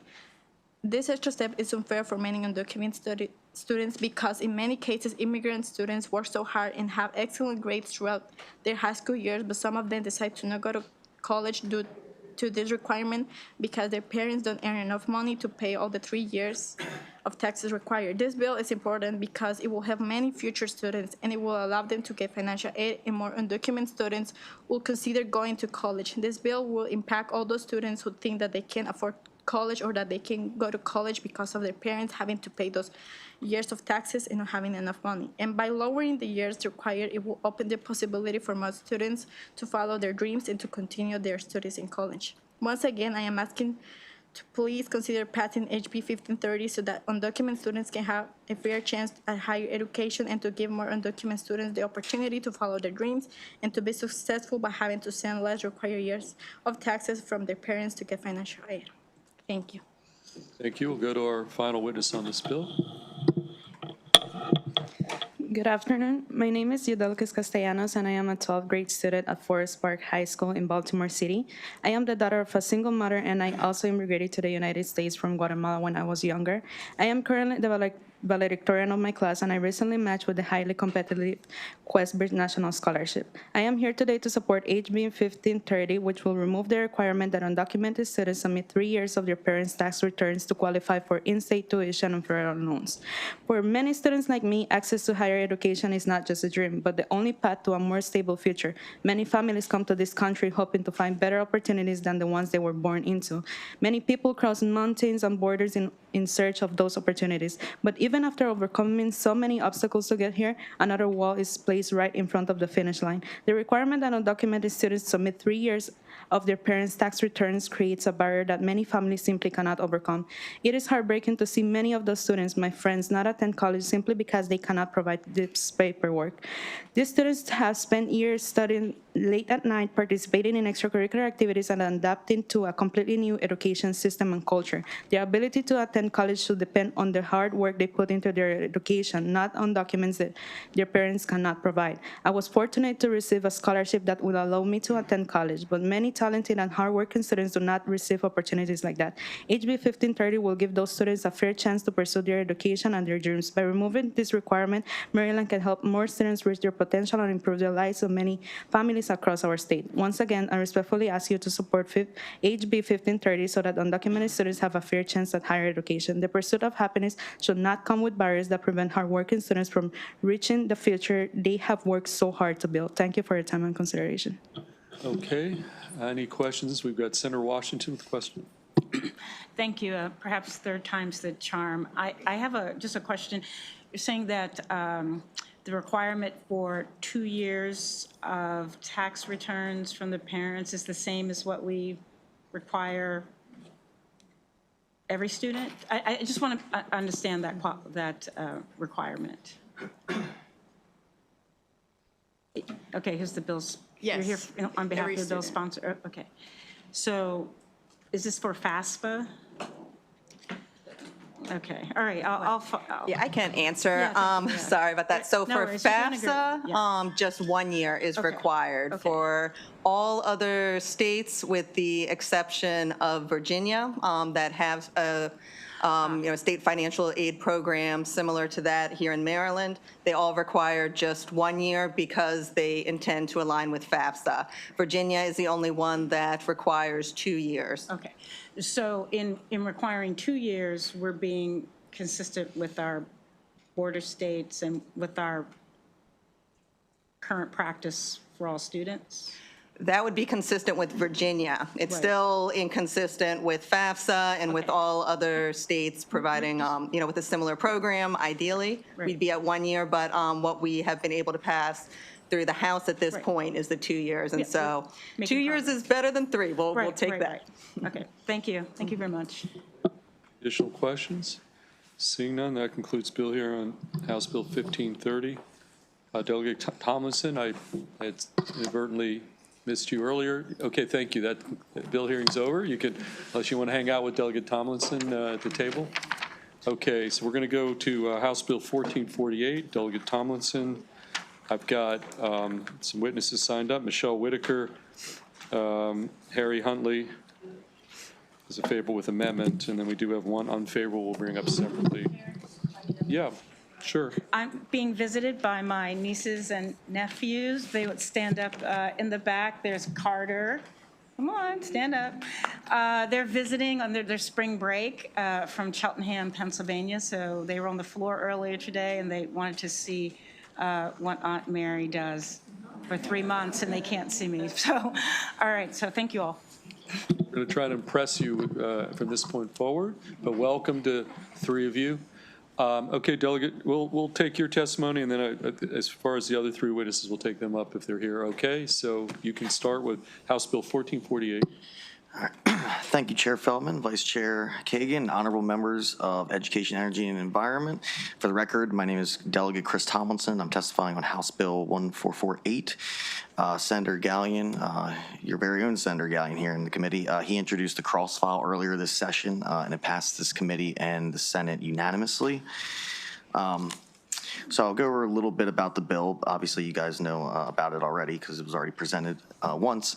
But what this bill is basically doing is a couple years ago, actually it was my first year down here in 2023, we passed House Bill 509, and I don't recall the Senate bill number off the top of my head. But what that bill did essentially was it required municipalities to send over their election results over to the State Board of Elections website. I think the State Board of Elections, they do a really great job with their website. I thought the website in its previous form looked good. I think it's new. The new remodel looks good. But the intent always with that bill back in 2023 was to also have municipalities send over information about the upcoming municipal election, as well as after the candidate filing deadline, also send over the list of who the candidates are. So basically that it would mirror how all of our elections are exactly pretty much the same. So what we're doing here today with this bill would require the municipalities to do exactly that. After or prior to the election, they would have to send over to State Board of Elections information on how to become a candidate, where you go to vote, and then after the filing deadline, they would send over who the actual candidates are. You're going to soon hear, you'll hear from my friends from MML. They had presented, or they came before both the Senate and the House the first time around with testimony, and they had 3 proposed amendments. We took 2 out of 3 of this committee, and Government, Labor, and Elections decided to take 2 out of 3 of their suggestions. They're going to make a pitch for the 3rd one. If anybody on the committee would like to ask me any questions about it, I'm happy to answer. You'll hear from her shortly. But yes, I look forward to a favorable report, and if anyone has any questions, happy to answer them. Thank you. Okay, since you opened up the door to this 3rd amendment, what's your, since you know what's coming, obviously I assume you don't like that 3rd amendment, or what give me a little idea. Their 3rd suggestion was they just wanted to leave special elections out of it.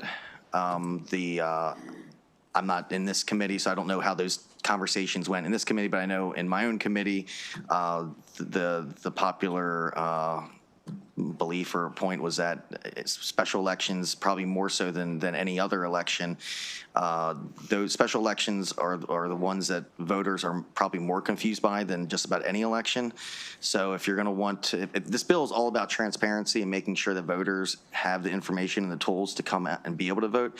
So when we're talking about special elections that aren't happening at a normal time, they kind of come up quickly.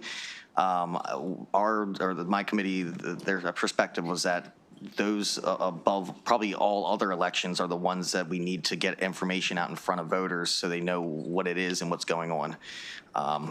Fair enough. Any questions for Delegate Tomlinson on House Bill 1448? Okay, thank you, sir. Okay, is Michelle Whitaker or Harry Huntley here? Okay, why don't you guys come up? You're both signed up favorable with amendments. So why don't you come up? You'll each be under the up to 2-minute clock, and then we'll take the MML testimony unfavorable next.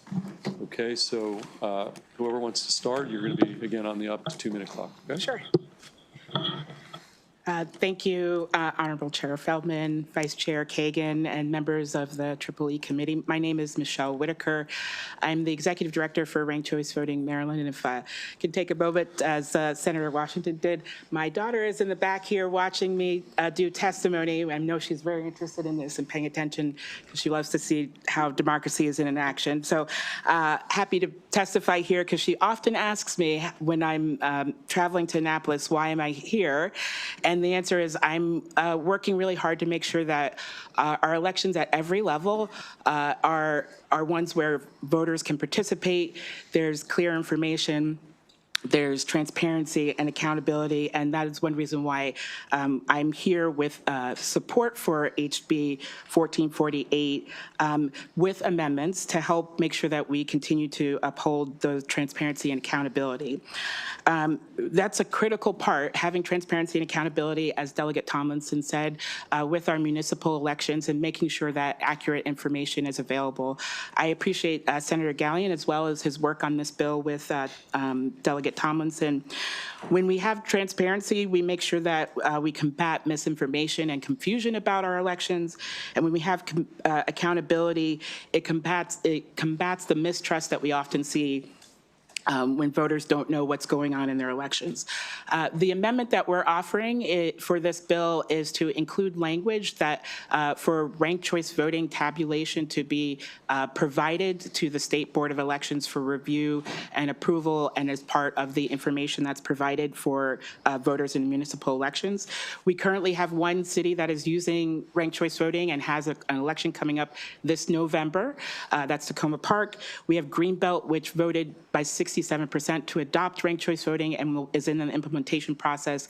And as you'll hear momentarily, we have other cities that are on board. So I urge the committee a favorable report with amendments. Thank you. Okay, Mr. Huntley.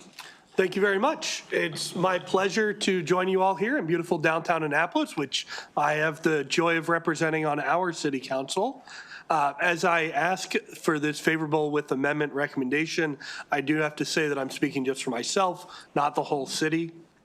As we heard already, the underlying premise of this bill is really sound, but what I'm mostly talking about today is the benefit of the amendment that I've requested in my written testimony. The amendment ensures that tabulation procedures for municipalities that have adopted ranked choice voting are all totally available to the public, totally transparent, and are reviewed by the State Board of Elections to make sure that they're in line with all of our laws. Annapolis, like you just heard, like many jurisdictions, is looking at, could we adopt ranked choice voting? We run our own elections, and we've seen across the country how just letting people say their second and their third choices in addition to their first leads to representatives who have a majority of their constituents. It eliminates the need for complicated strategic gamesmanship in your voting, and it encourages more positive campaigning.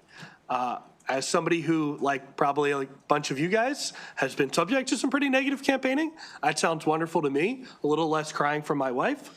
Like with anything new, though, we know residents will have questions. We know that that's going to be especially true in this time of heightened election scrutiny.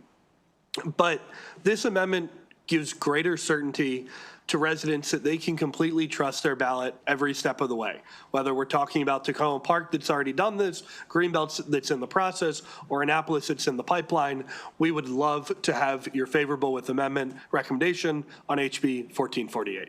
Thank you. Okay, thank you. Okay, any questions on for our two favorable with amendment witnesses? Okay, we've got Michelle Whitaker and Harry Huntley. Yes, Vice Chair Kagan. Thank you. Councilmember Huntley, you said you're just speaking for yourself and not for the whole mayor and council. Correct. Has the mayor and council had a discussion, had any either formal or informal votes, and can you just fill us in on what the status of that was? Sure, yeah. So last council session, which ended in this past December, we introduced a bill on ranked choice voting. All 9 members of the council voted to introduce it. We ran out of time by the end of the session, and we're working with our newly constituted Board of Elections, who's getting some new members, to reintroduce a version that is really tailored to the city of Annapolis. If I could just add that other cities like Tacoma Park, Rockville, and Hyattsville, they have presented supporting legislation or supporting testimony for bills that help to make sure that we have regulations that are in compliant or compliant with state board. And so they are interested in this. We have multiple cities that have expressed interest in this piece and either introduced legislation or looking at the process to see how best we can move forward with this. So this is an amendment that does help cities, whether they're currently using ranked choice voting or looking at the process. And Tacoma Park is one that has said that they would like that opportunity. So.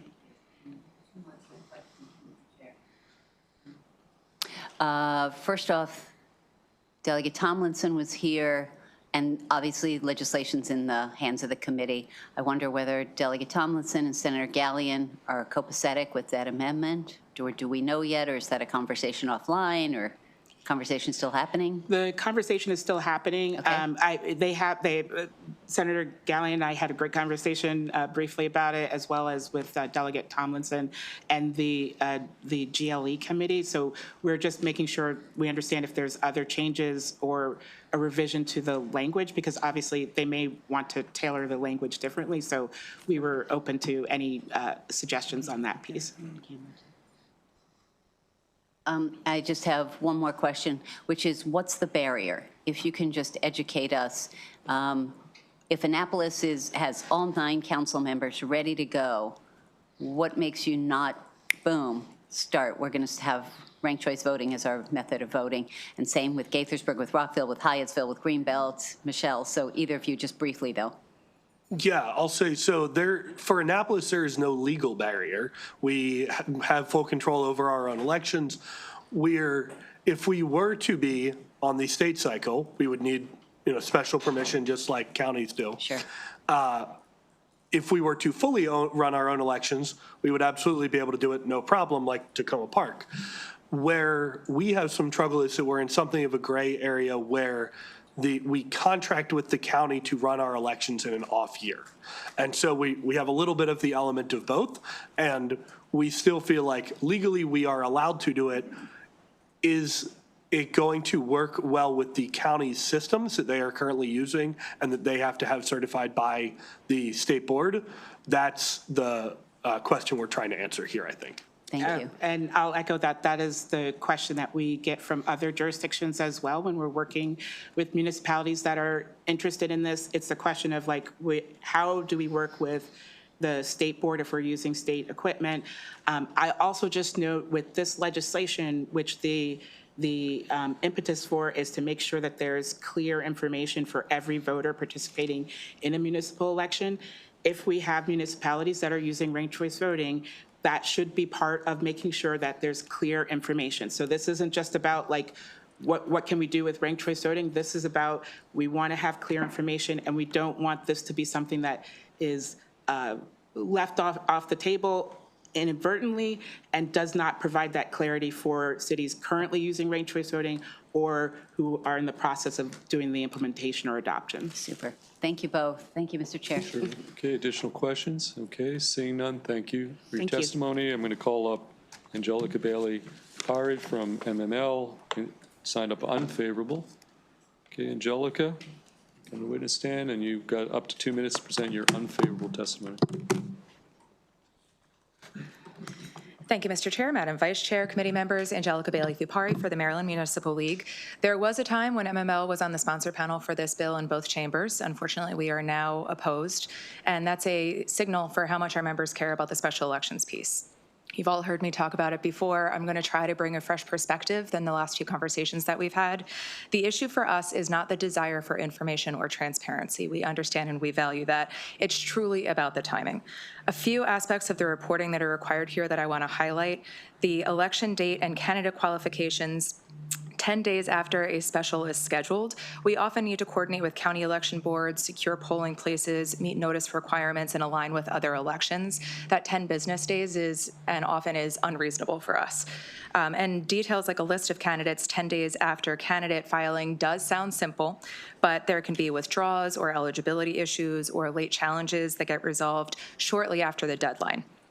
There are verification steps. Staff still have to confirm each candidate met requirements. That's not instantaneous. And this all hits at the same time we are preparing ballots, coordinating logistics, and working on, as I said, a compressed timeline. So this bill assumes everything is finalized almost immediately, which simply isn't true in practice. Special election requirements only aren't fair in this bill to our overworked staff, but also means inaccurate information is inevitable. Special elections are just inherently different. They just are. So we appreciate the sponsor's intent and the conversations that we've had about this bill. But if the special elections piece remains in this bill, then we will remain in opposition and would respectfully request an unfavorable. Thank you. Okay, Vice Chair Kagan. Thank you, Mr. Chair. Ms. Bailey-Thupari,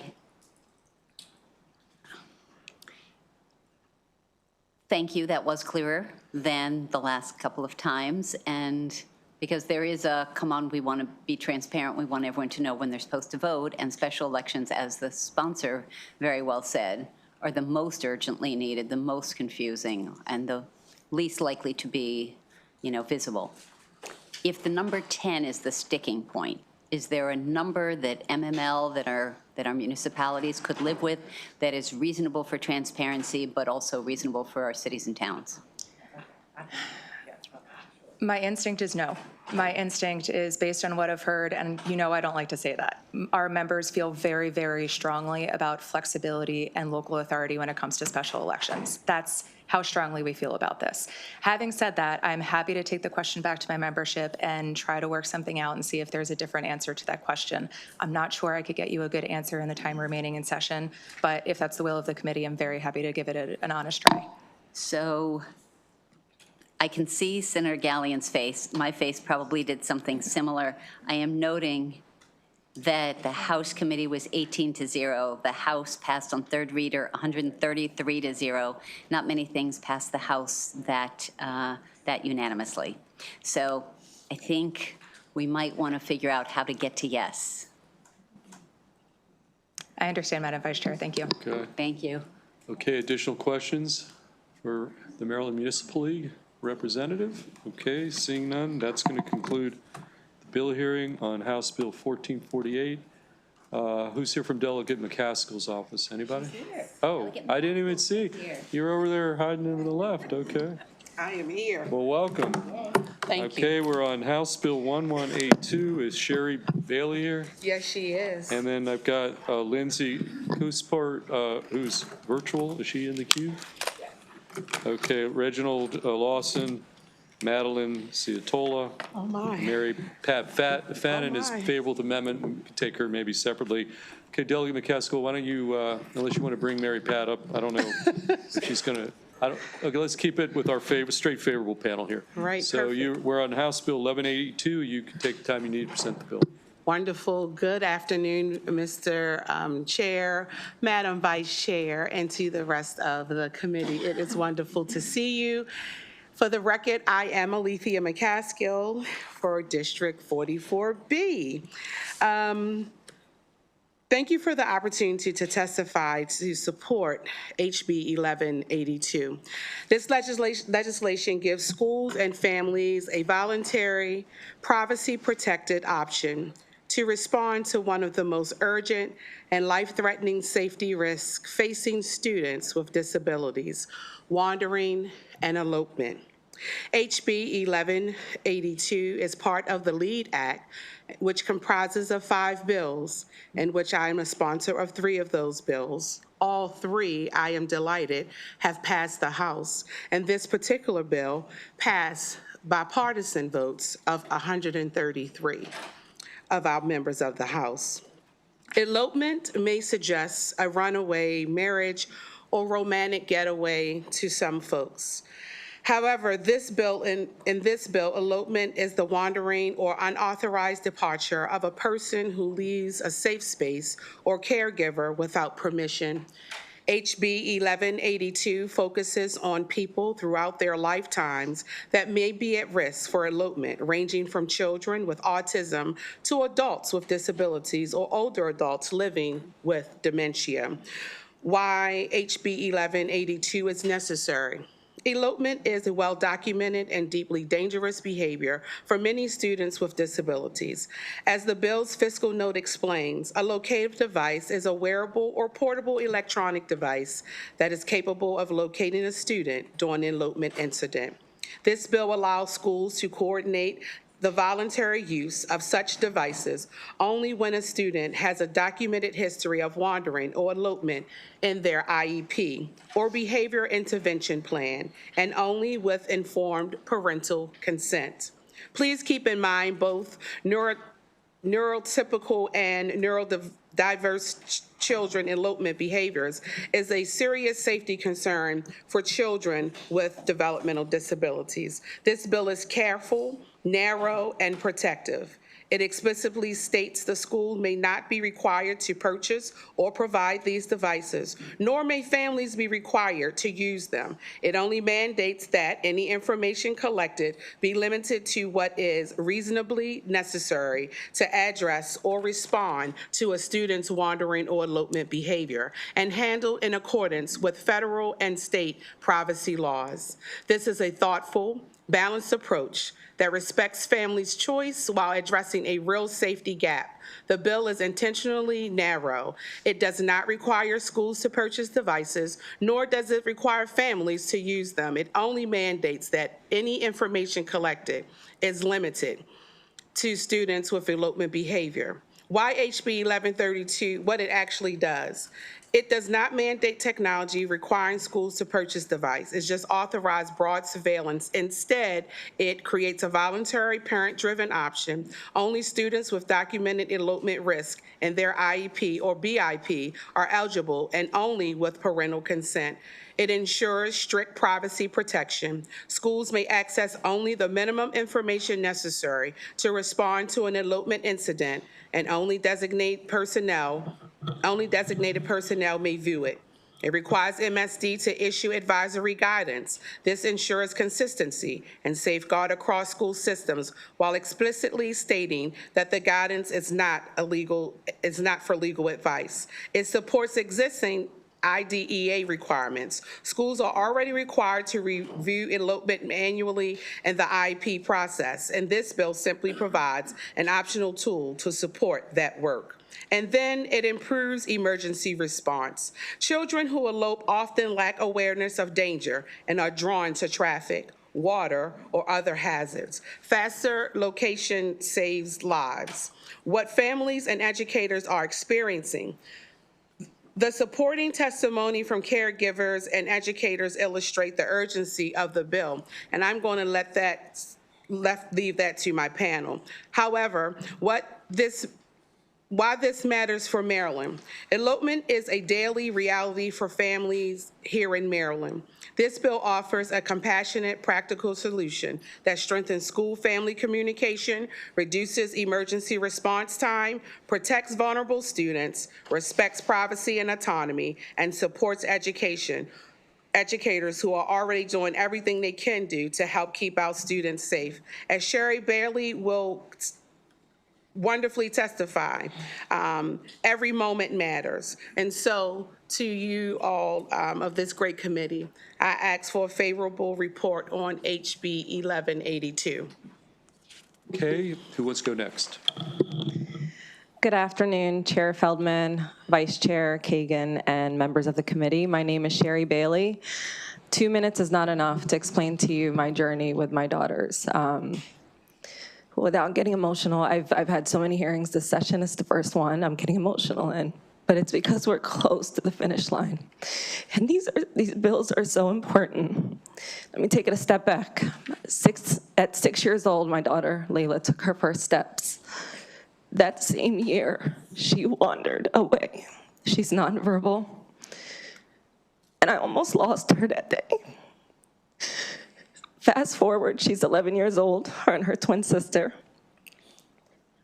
Lana is a mini caregiver, and at home we do our best to keep Layla safe. But Layla also needs a school education, and she goes to school on a daily basis. We put tracking numbers on mail that's important to us.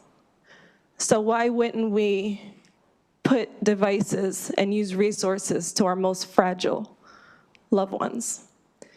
This is what HB 1182 is offering. It's the voluntary use of devices. If I take Layla to school with a device today, which I've tried, the schools raise their hand and say, this is not something we can recognize. But the partnership is extremely important. Layla's IEP writes that she's at risk of elopement and wandering. So this is a partnership in good faith, no liability on the school, to essentially support the location and identification of our loved ones. 49% of children with autism will elope, drowning being the leading cause. You'll hear HB 1000 next week, which is also part of the LEAD Act that has a mandatory water mapping requirement because drowning is the leading cause. So with that, I respectfully urge the favorable report for House Bill 1182. Thank you. Thank you. Let's who wants to go next?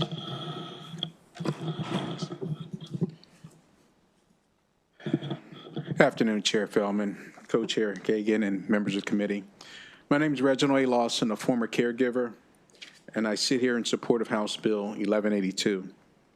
During my caregiving journey with my mother, I employed notification options such as medical alert bracelets to inform anyone coming in contact with my mother of her condition and whom to call if they were to have found her. I quickly learned from neighbors she eloped more often than what we knew. My mother favored comfortable sneakers, so I decided to purchase GPS-infused sneakers.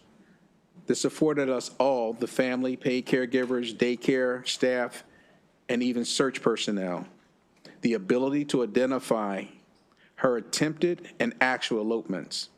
The sneakers helped reduce the time to find her. The psychological relief of knowing that we could find her next time she does it was invaluable.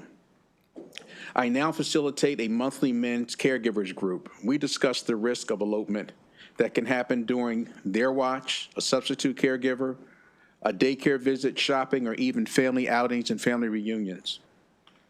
Locating them quickly is paramount because the passing of time is the greatest risk multiplier. Equally, we discuss the risk to us, the searchers, operating in the same known and unknown areas, terrain, darkness, weather, and often driven by fear, stress, and exhaustion while we're trying to find them.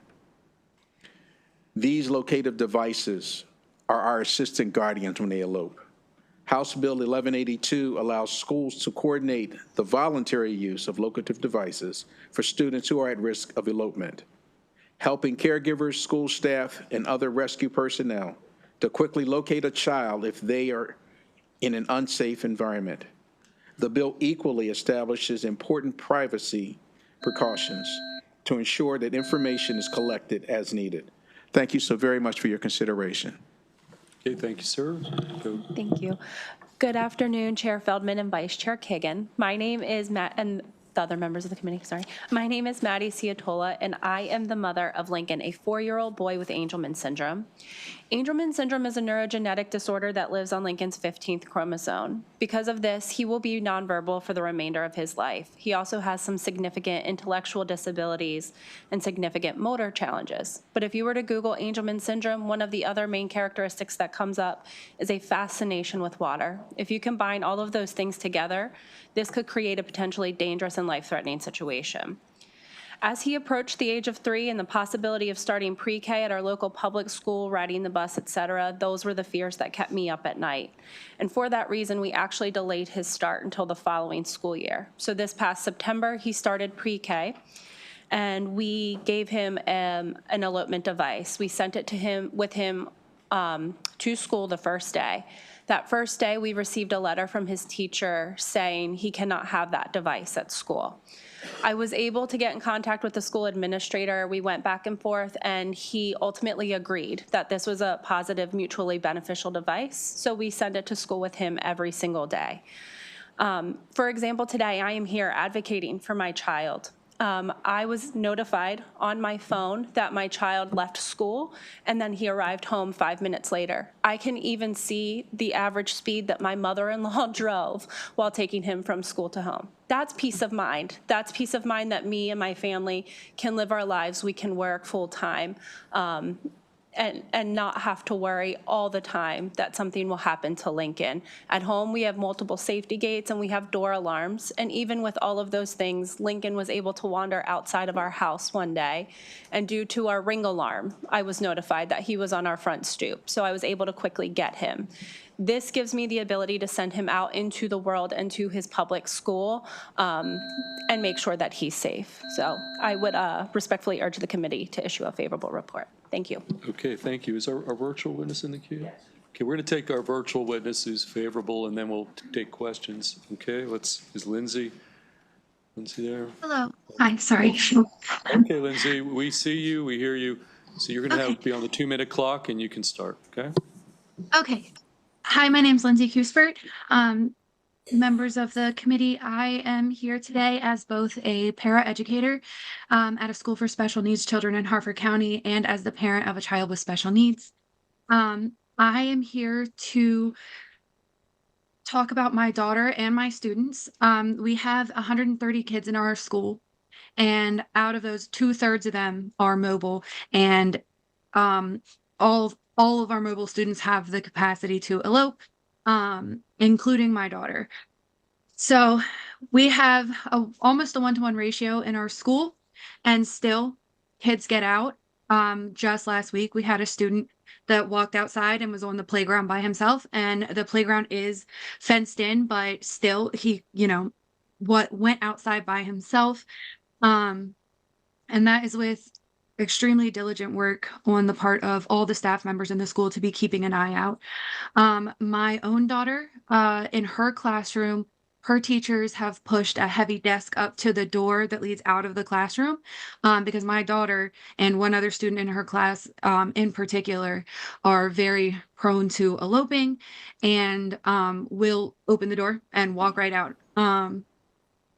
At home, we have adaptive devices, just like the previous speaker said.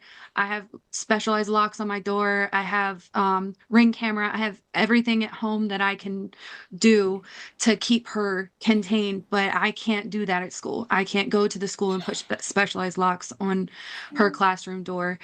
And when I'm with my own students, it's a constant diligence to ensure that they stay put, and it's an entire school-wide emergency if one student does go missing even within the hallways. Not to mention in the case of fire drills, you have teachers taking multiple students out at a time. And for all these reasons, I urge a favorable vote for House Bill 1182. Thank you. Okay, thank you. Okay, we'll take questions for the panel of 4, for Delegate McCaskill or for our virtual witness. Vice Chair Kagan. Thank you very much, Mr. Chair. Delegate McCaskill, thank you for the legislation. This committee heard and ultimately passed and was signed into law, ACE's law last year about elopement. And I have actually since seen ACE's mom in Rockville, actually, of all places. So, thank you for this, and thank you all for sharing your expert testimony. I have 2 quick questions, and any one of you can answer because we have a long day. So I toss it to the delegate or any of the witnesses. 1, do you by any chance have a show and tell so we have some idea of what this device looks like? And I assume technology will cause it to change and get smaller, more efficient, more accurate or something, but maybe even if you just with your hands, give us an idea of what this looks like. And then the second question, is it okay if I ask both at once? Absolutely. Thank you. The second question is, if a child is nonverbal and the bill says the child has to consent, is there a legal mechanism to make sure that the child isn't being forced? What's that process, and is there a vulnerability or a confusion as to whether the child will consent to wearing and carrying however they're doing?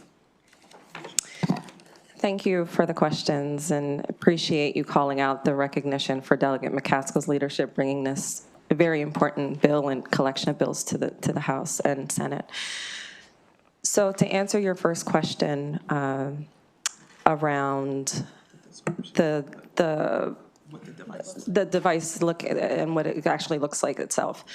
The beauty about 1182 is it does not call out any specific device. So it's essentially the option of the family. So if you look at the framework for the LEAD Act, and not trying to derail, but 1117, House Bill 1117 calls out elopement response devices, which is a new category of devices that we're looking to introduce to Maryland, which is a very general definition, which is a device that has GPS or Bluetooth capability and or identification capability for individuals that may be nonverbal.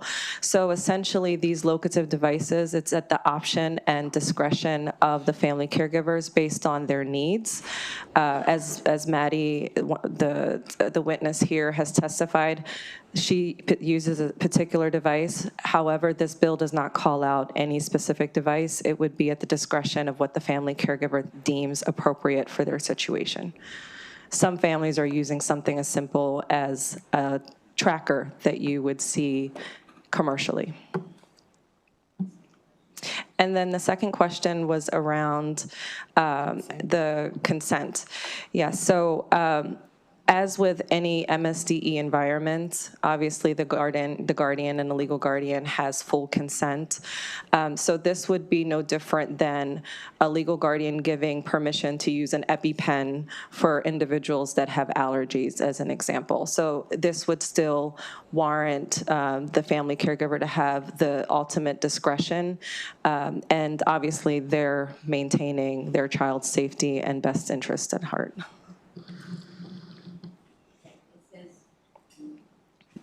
It indicates the student's voluntary use of the device. So anyway. And I understand how that could be viewed that way. It's essentially saying the student's ability to be able to use this voluntarily and not necessarily mandating that the school mandates the use of this device for the student. Yes. So it's essentially the student dynamic is voluntary. Last question, Delegate. Do you know whether any other states have already done this or something like it? Yes. Would you like the delegate to answer, or can I take? You can. Okay, thank you. This is an opportunity for Maryland to lead. Other states are seeing the same issue. This issue affects Maryland, but it is not limited to Maryland. This is a national crisis, in my opinion, in our personal opinions, and this is why we call it the LEAD Act. Maryland has the opportunity to lead, and as Delegate McCaskill mentioned, the Alzheimer's Association has reported that Maryland leads the nation in Alzheimer's prevalence for adults age 65 and older. So if we know that this is an issue at our state, we should probably be leading the way that we prepare for and respond to elopement emergencies. And this is why the LEAD Act was put together. Well, thank you, Mr. Chair. Okay, Senator Washington, did you have a question? You're good? Okay, well, thank you for your testimony. And we've got one additional, hold on one second. Okay, Pat Fannin. Okay, thank you, y'all. Thank you all. All the rest of your day. We do have one witness favorable with amendments, Mary Pat Batten from the Public School Superintendents Association will weigh in, and that'll be the extent of the testimony in the bill. Good afternoon. Mary Pat Fannin with PZAM. First of all, we like the bill, and we're actually doing this in a fair amount of schools right now. It's sort of on a one-off basis. There's nothing that prevents school systems right now from doing this. We do appreciate the fact that the bill is voluntary and parent-driven. It's the same way that we're incorporating this right now. But we want to make sure that we don't overcomplicate the implementation. So right now, the bill says if you create a policy for it, then you must do some things, and everything is okay with the must-dos except for the requirement that we monitor the device. So right now, the parents have the monitoring software, and the parents pay for the device itself, and we don't require staff currently to monitor that. But under this bill, you would. So if you just remove that requirement, we're good to go, and we think that that it's a good bill. And like I said, we've used it successfully. Any questions? Yes, Senator Washington. On that, I understand not wanting to take responsibility for the monitoring, and that's complicated. That wouldn't prohibit if a school district or a teacher or instructor or anybody chose to do that. Yes. Would that still be okay? Yes, and I do think that there are examples where the school system does have monitoring capabilities. Right. And a lot of this stuff, like with the Apple tags or your smartwatch, it doesn't actually record a lot of information. So some of this is a little bit overkill, but who knows what the technology is going to look like. All right, okay, thank you. Okay, any additional questions? Okay, seeing none, that's going to conclude the bill here on House Bill 1182. Which brings us to our final bill of the day, House Bill 649 from the Maryland Commission on Civil Rights. Is Cleveland Horton here? Okay, why don't we take your testimony, and then we've got a number of other witnesses signed up in favor of amendments. So, Mr. Horton, the second, why don't you proceed? You take the time you need to present the bill, okay? I sure will. Thank you, Chair Feldman, Vice Chair Kagan, members of the committee, and understand that we are the last bill of the day. We do appreciate you all still being here and the opportunity to present and request a favorable vote on House Bill 649. Again, I am Cleveland Horton II. I do have the pleasure of serving as the Executive Director for the Maryland Commission on Civil Rights. And through our work, one of the things that we know currently, and we look at the environment in reference to where we are currently, we know that federal protections, federal enforcement are failing currently. Maryland students and their parents or guardians are no longer able to rely on the U.S. Department of Education, Office of Civil Rights, where they have previously filed discrimination complaints for decades. We also know that Maryland's current education anti-discrimination law protects students in pre-K through grade 12 only, and is enforced by the Maryland State Department of Education. This leaves students in institutions of higher education unprotected under state law. House Bill 649 expands Maryland's education anti-discrimination law and the agencies that can enforce the law. Our agency at the Maryland Commission on Civil Rights, we have a 99-year history of protecting Marylanders from discrimination, and we feel like we are the best agency to implement this new initiative. House Bill 649 does prohibit discrimination and retaliation in educational institutions. It also gives us the authority, an independent agency, to investigate and resolve complaints alleging discrimination by educational institutions. This bill in itself brings state agencies together to help students and families fight discriminations in schools. Now, the key question is, why is this bill important? Why does this bill matter? And for me, the answer to that is quite simple. It protects one of our most vulnerable and valuable populations, our students, in primary, secondary, and higher education. When I thought about this bill, for me, part of this bill, as I testified in the House, is very personal. It's near and dear to me. My son, who attended a private school here in 2015, 2016, had an athletic scholarship to attend a private school here in our great state. While the school was welcoming of his athletic ability, the school in itself was not welcoming of his skin color. Him, along with the other members of his basketball team during that time, were faced with a number of discriminatory actions with other students. It included being followed around the school with cameras. It included the white female students telling them do not speak to them, and if they did, they would tell the administration they attempted to touch them. So when you take a look at this bill, and it's key to know that this bill does not just address racial minorities. But for me, thinking about the fact that, and I've been in this line of work for the last 19 years, and I could not provide any redress for my son because there wasn't those protections for him at that time. Under the current law, there still would not be any protections up for him because the school does not receive any state funds. We have an opportunity to ensure that we have a stopgap.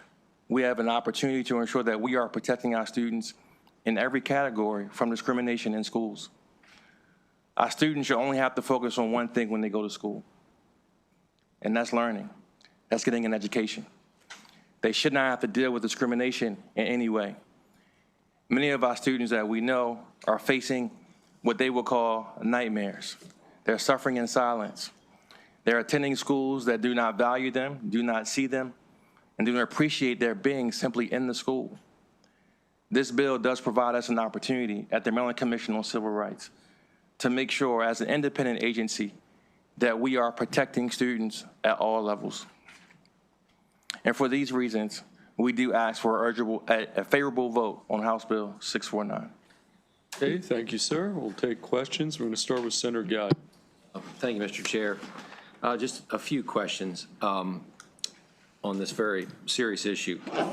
Can you point to a single documented case in Maryland where a student experienced discrimination that could not be addressed under existing federal law, state law, or current MSDE authority?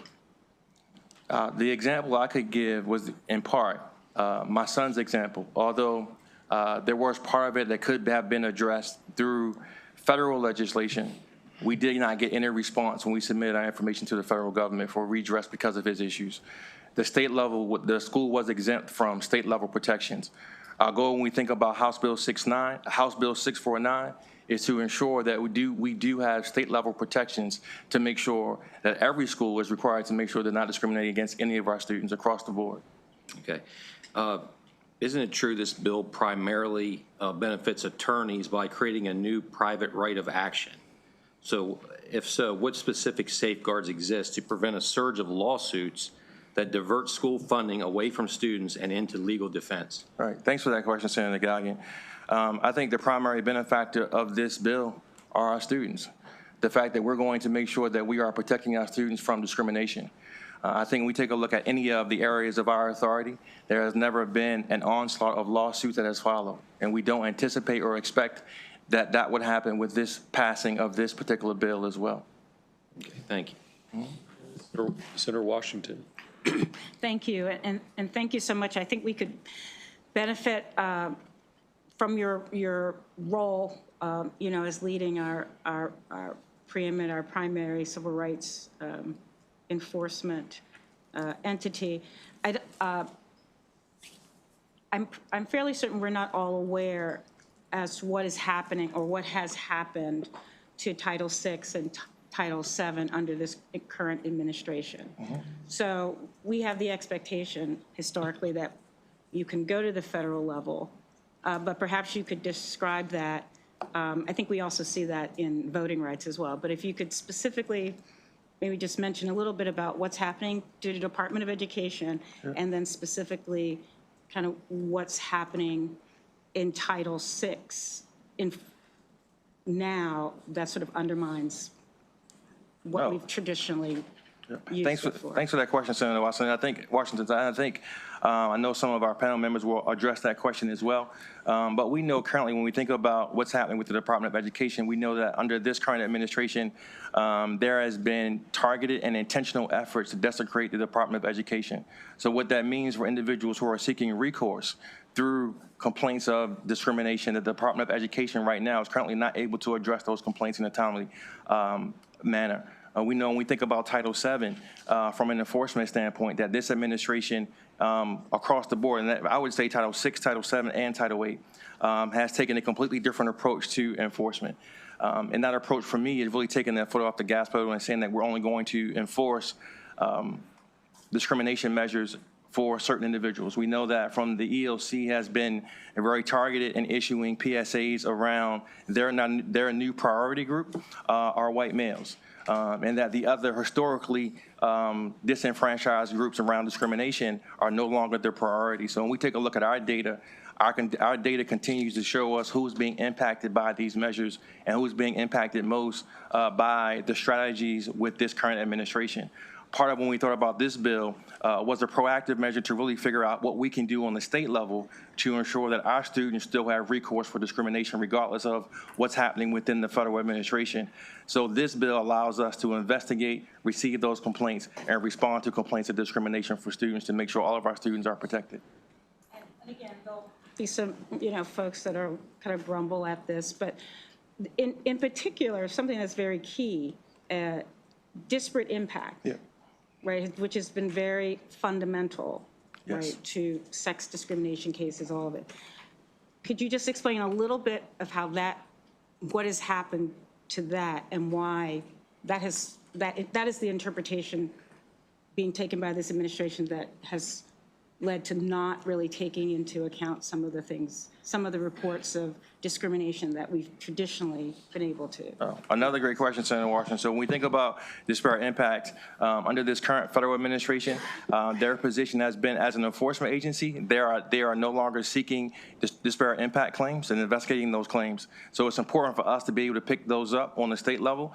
We all know that disparate impact are policies that appear to be neutral on their face, but have a disparate impact on groups of individuals.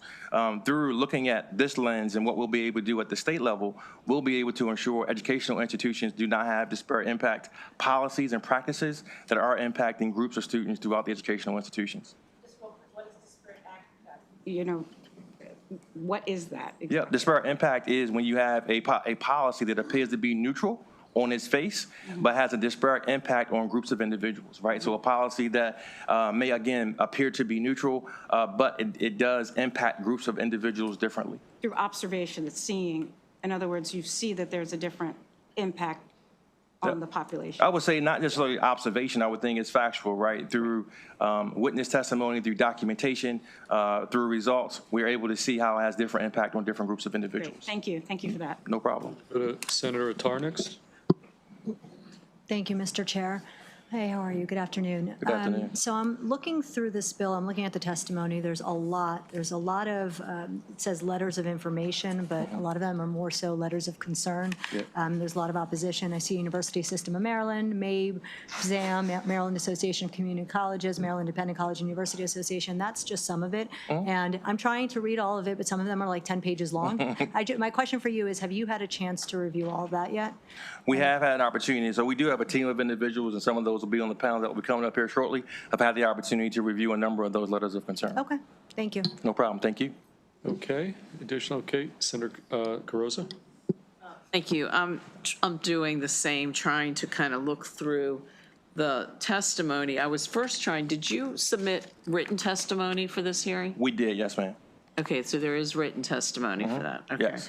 And you're saying, and I'm really trying to understand the authorities that you're supporting in this legislation. Yep.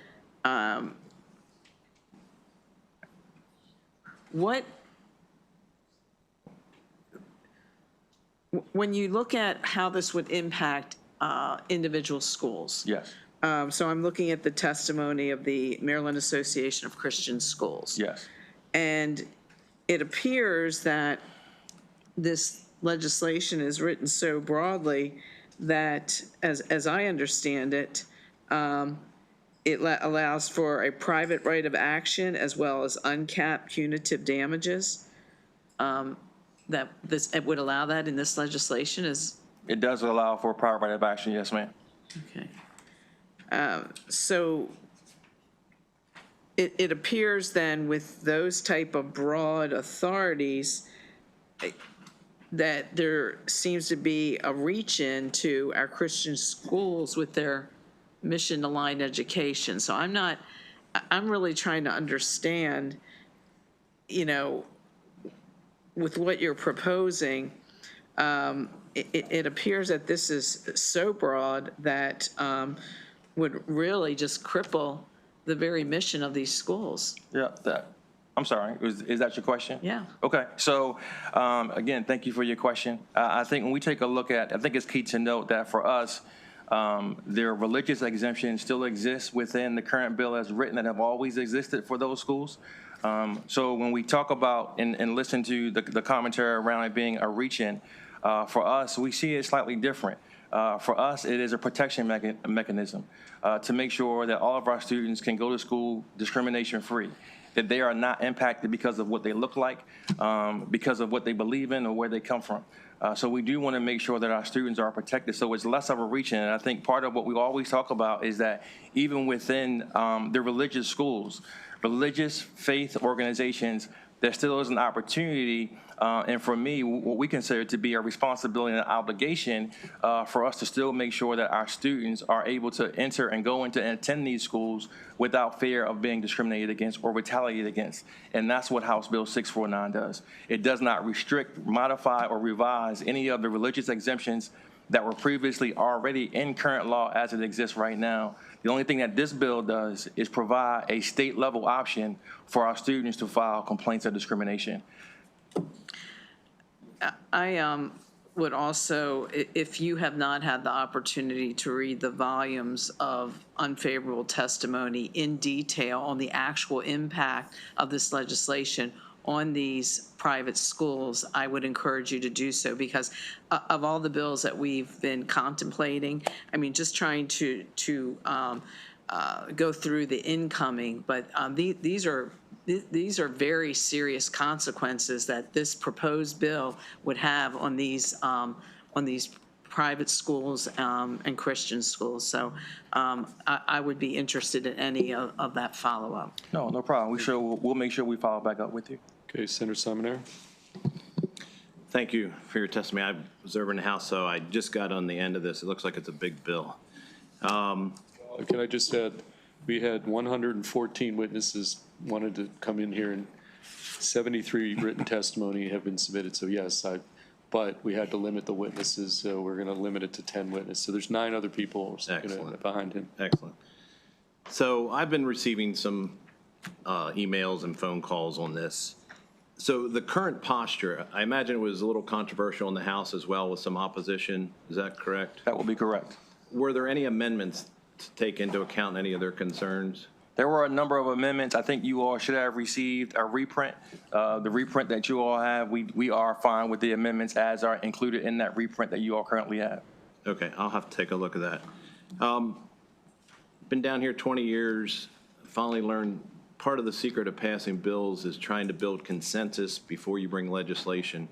Did you meet with the faith institutions about this legislation?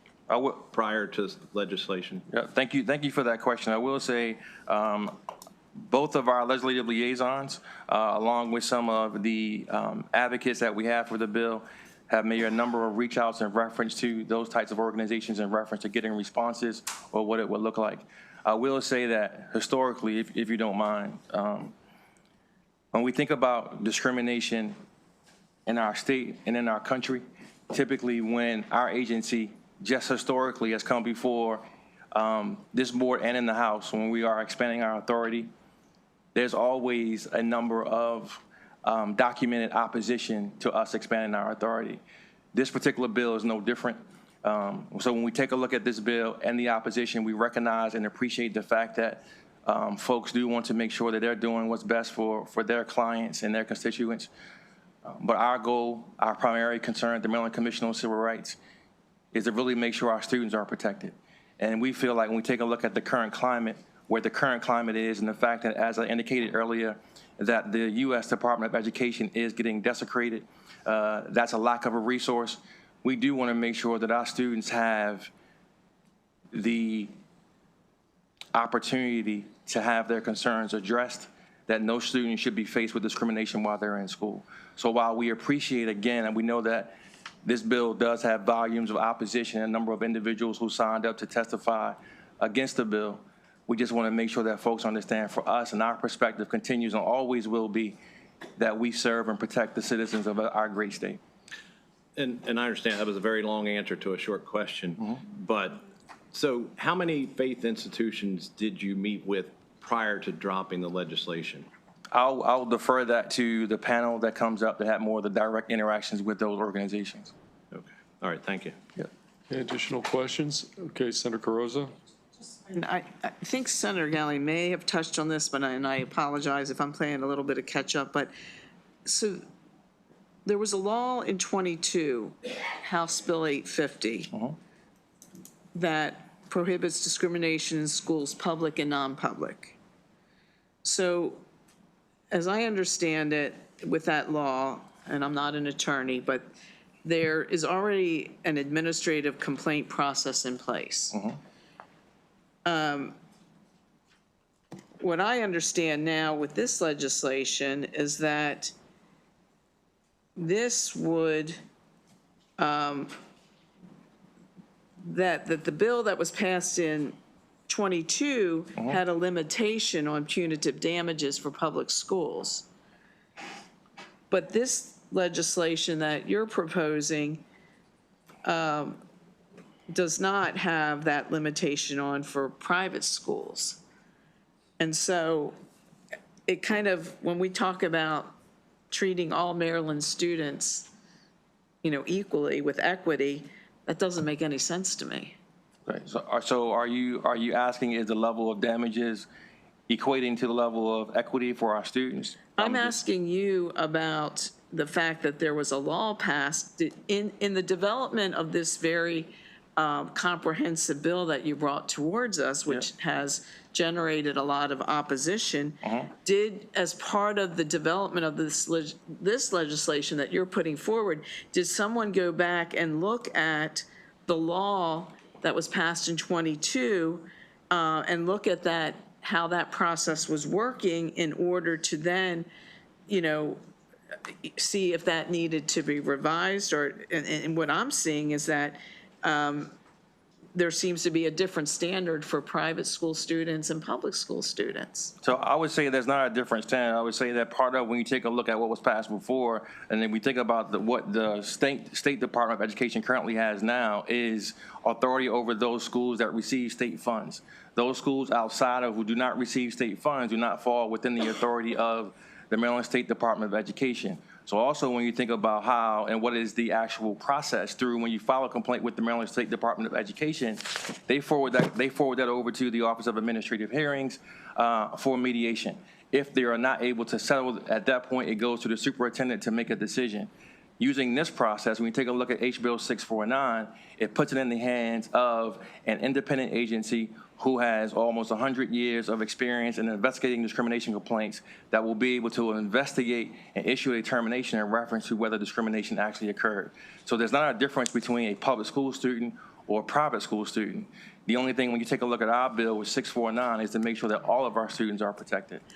And I guess as a follow-up, and I know we have other witnesses, but it seems to me that we, as the policymakers on this committee, would really have to understand how, HB 850, which was passed just in 22, what is it that we're trying to, quote, fix from that would require a piece of legislation of this magnitude? And I guess I didn't know if you could provide us with any of that background research that you might have already done on HB 850. I don't know if that's part of what you provided us, but if not, that's something that we would certainly. No, that's a great question. I will say the panel that's coming up will be able to address that, but I will say HB 649 is not being created to fix what happened before. HB 649 is being presented to make sure that we have a state level agency that can address discrimination complaints within our school system. It's not meant to fix anything that we're considering to be broken or wasn't correctly addressed before. It is simply being presented to make sure that we have a state level option for our students, that we have an agency that can look into and investigate complaints of discrimination at this point. Okay, Senator Cardozo, when we do get this other panel, they signed up favorable with amendments, so that's why I didn't call them up with you. No problem. So it wasn't straight favorable, but thank you for your testimony. Okay, I'm going to call, is Megan Berger here? Okay, Monique Dixon, Ingrid Lofgren. Okay, that's going to be a panel of 3 favorable with amendments, and they may have some answers for some of the questions that have been proposed. So We'll start, anybody, any order in particular? Why don't we start with you and tell us your name, and each are going to be on the up to 2-minute clock, and then we'll just go down the table, okay?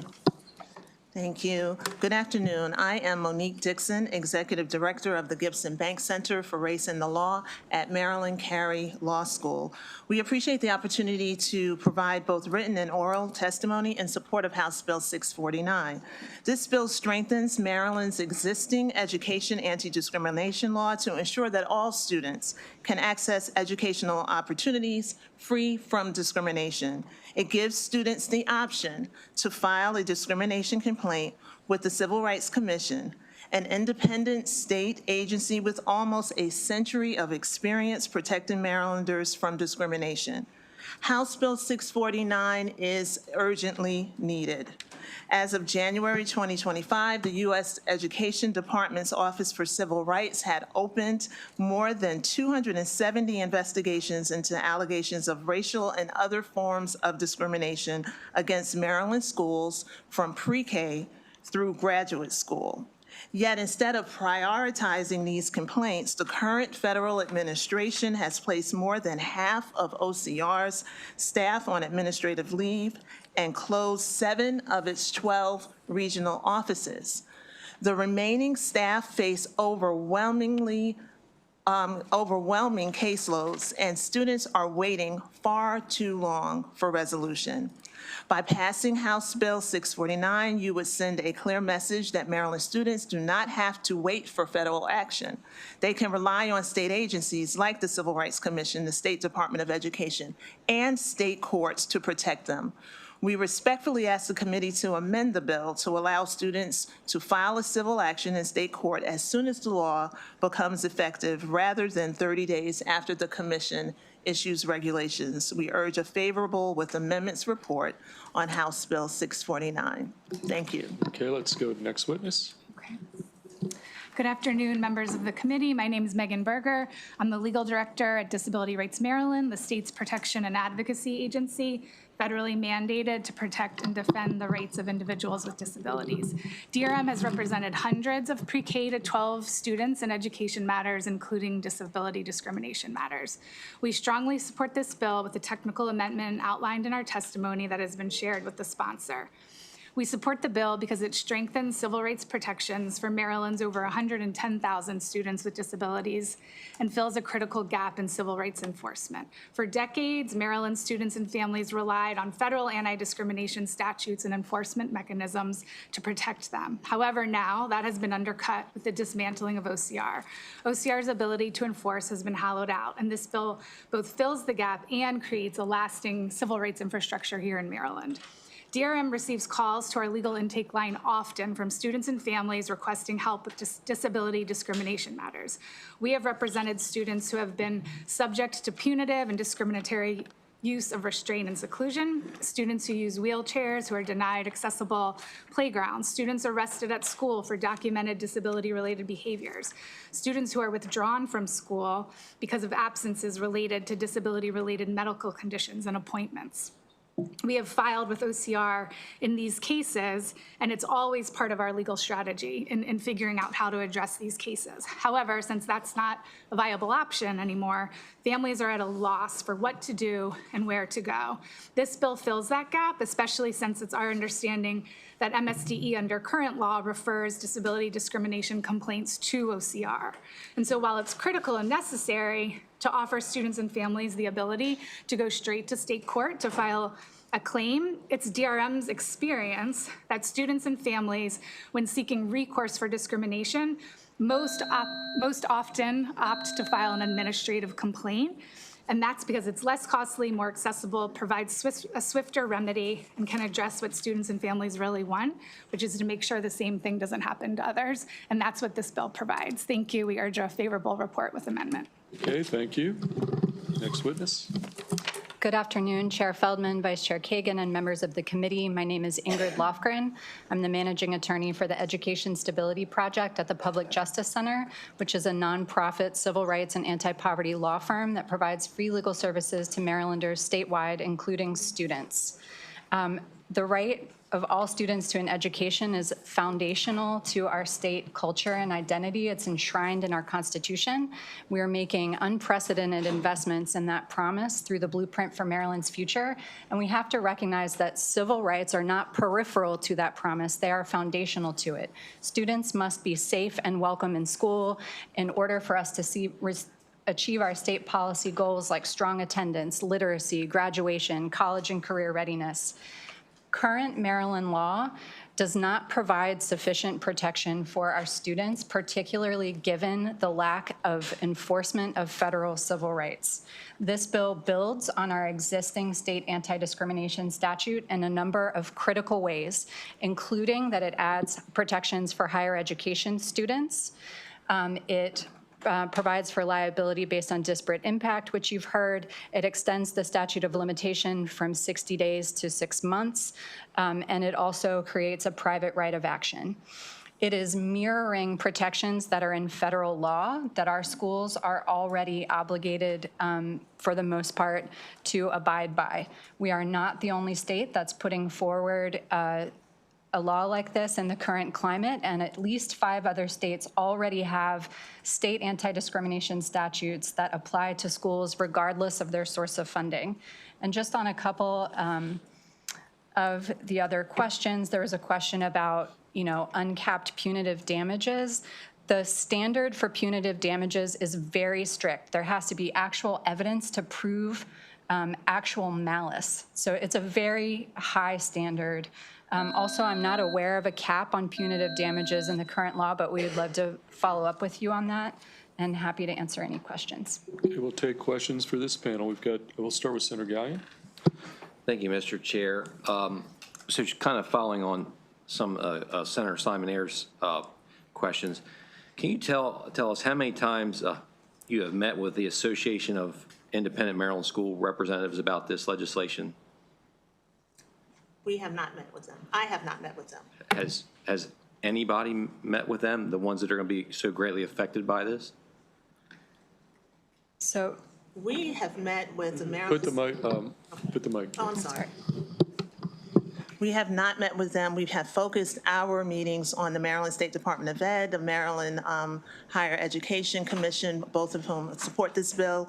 We are, we're not aware of the opposition to the bill until it was on the House side. The House voted it out, and then there was a reach out to several other organizations who are not able to testify today about concerns about the bill.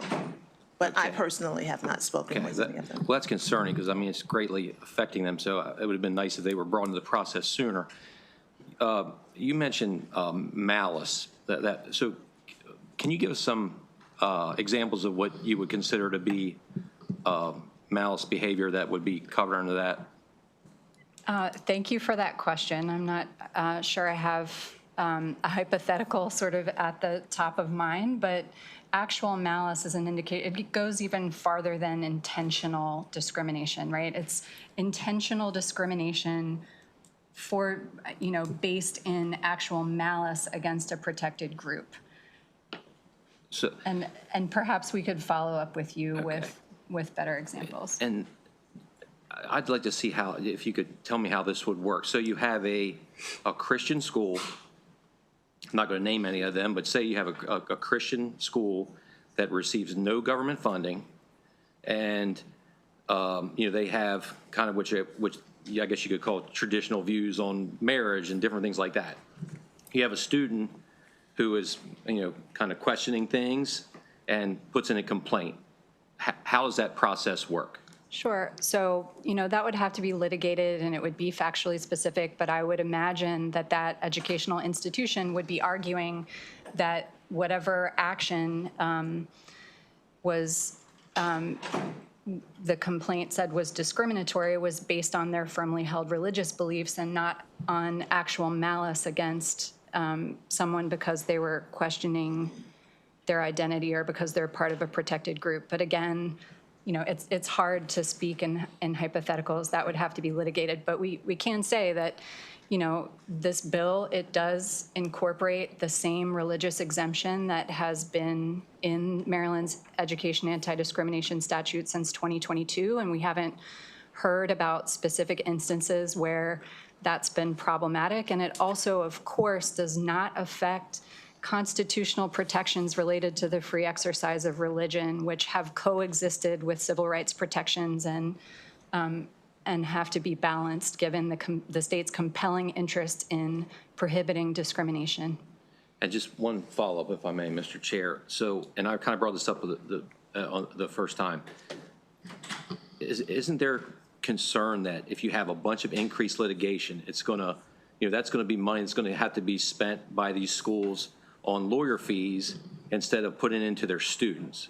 And it could, it could raise the cost of enrollment and different things. Was that taken into consideration at all? Absolutely, and we do think that, as was mentioned before, that most students and families, they first go to the school, they want to work things out, they really just want the situation to stop, and then they're most likely to file an administrative complaint. Most cases are mediated. The private right of action is really critical as a deterrent, and also in, really limited circumstances, like I think to be able to give you a good example, a student who needs assistive technology to be able to communicate in class because of a disability, they could go to court and get injunctive relief immediately to get that technology. That's a very kind of specific situation. Most cases aren't going to fall under that umbrella. We think that they would file administrative complaints, and that's borne out at the federal level where private rights of action exist in Title VI and Title IX and Section 504. It's borne out in other areas of enforcement that the Commission on Civil Rights handles. So we just, it's not borne out in other state laws and at the federal level that the private right of action creates a floodgate situation that would cause this financial harm. And that's something that's really important to us as education advocates. Thank you for your answers. Okay, let's go back to the other side. We'll go Senator Washington, then Senator Carozza. All right, thank you. Thank you very much. So I wanted to, this is a big statement as well. We've kind of have focused on the private schools, but it appears to me that there's a section, it's on page 5, and I'm just wanting to get your interpretations, where it says, it is the policy of the state that all individuals shall have equal opportunity for education. So can you explain why why that provision, and again, we're talking about different parts of it, but could you explain the importance of that and what is that about? Or why is that there?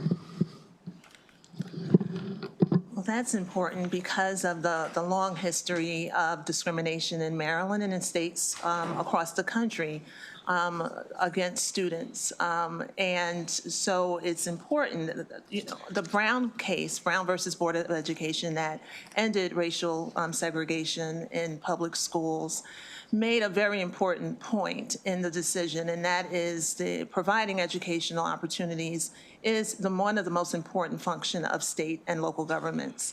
And once that opportunity is provided, it has to be done on equal terms. So this statement in this bill saying that it is the policy of the state that all individuals shall have equal opportunity for an education is a provision that is supported by Supreme Court law and is something that this country, frankly, has been struggling to accomplish for decades. And so this bill just moves the state of Maryland closer to the goal of ensuring that all our students have access to education regardless of their race, color, national origin, and other protected characteristics. And just a follow-up, so in our state constitution, is there any reference to education or any protection about education in our state constitution? Yes, our state constitution is special. As a lifelong Marylander who came up through Maryland schools, K-12 and higher ed, really proud that our state constitution enshrines the right to a thorough and a thorough and efficient system of public education for all students. And then there's the other part, and this will be right underneath it, it talks about what the subtitle does not apply to, right? So one, it says it doesn't apply to discrimination on the basis of sex for an educational institution that limits admission to only one sex. So that means that schools that operate as single-sex institutions are able to continue to do that, and no one could challenge that under this. Correct. Is that correct? Yes. Okay. And then the other one also says, with respect to discrimination on the basis of religion, a non-public education institution that is affiliated with a religious institution that performs any action listed, they're also exempt. So you're being asked for scenarios, but it's just saying basically, is it the intent there that anything that is a deeply held religious belief, so whether it's sexuality or, what men wear versus what girls wear, all of those things would be protected under that. In other words, they would not be included. Those actions could not be brought forth as discrimination under this act. I just think people really would need some, I know how attorneys are cautious about saying anything. So I would say that perhaps you could speak to say what you think you can say about that, but I do believe that a reasonable answer should, we need to know. And it's not going to be acceptable, but it depends on the facts of the specific case of discrimination. But generally, this provision provides that schools that have religious tenets, that they are held to have the opportunity to ask to be and to be exempt from this, but they would have to show. In other words, that's a defense for, should someone try to do that, that would be a defense. Correct. And what I also add is that this is, would be state law, but the commission and the Maryland State Department of Education will issue regulations that will clarify some provisions in the law that are not, as clear. And then also in the space of disability, it's really, I think, key that we understand, because it's my understanding that most of the protections for disability are in federal law, and they're not currently being enforced. So right if you now, can talk about that. many private schools who receive federal funding are already subject to Section 504 and ADA. And so those anti-discrimination federal statutes are already applicable, and you could already, a student or a family aggrieved, could go directly to federal court and file a complaint. And one thing I know, I read some of the opposition testimony, and there was some comments about the Individuals with Disabilities Education Act, which is a law, special education law, requiring a free and appropriate public education. And there were some testimony that brought in, how is that going to work with exhaustion of remedies for IDEA? Our DRM's reading of this particular bill is that this bill does not have anything to do with the Individuals with Disabilities Education Act. This bill is an anti-discrimination statute. There's no federal exhaustion required for Section 504 or ADA. And as we've said, for students with disabilities, this allows options to go to an independent agency for recourse for disability discrimination at a time where there really is not, other places to go to. Heard is needed to bring all these into one place or one engine. And DRM has done this work for over 40 years, and I can say that the majority of families that we work with opt to file an administrative complaint. It's just too costly, it's too overwhelming to file in federal court. The burdens, the legal evidentiary burdens are can often be hard to meet, and the administrative process allows a more accessible avenue. Okay, Senator Carrozza, can you limit it to maybe one or two questions that I want to keep going because we have other witnesses Yes, here. I have two questions. Okay. One, did any of the panelists do an exhaustive review of the 22 law before publicly commenting on this legislation? Yes. Yes. Okay.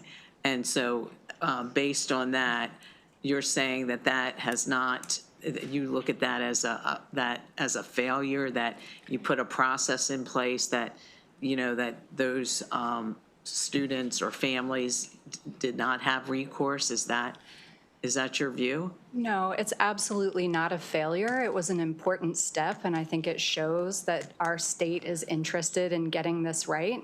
We are in a really different context now, to be quite honest, than we were in 2022. And so what this bill does, given the complete lack of enforcement at the federal level of the federal civil rights protections that we have taken for granted, would be the backstop to protect our students. It mirrors those protections in state law so that it's sort of mirroring the same legal obligations, but giving an actual meaningful enforcement avenue for our students at the state level.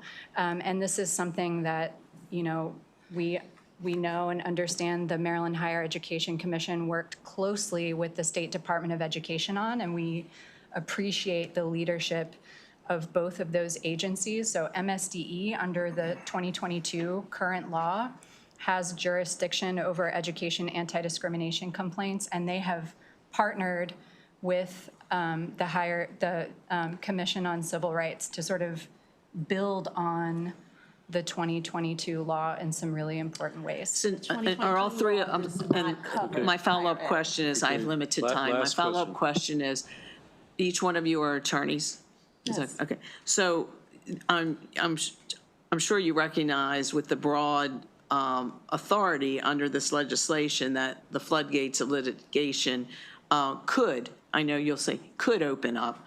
And when you look at that, and I know some of you are saying that, you know, you've got this religious exemption, which if you look at it, that's usually based on religious instruction as written and not looking at the very mission-aligned processes of these Christian and and private schools.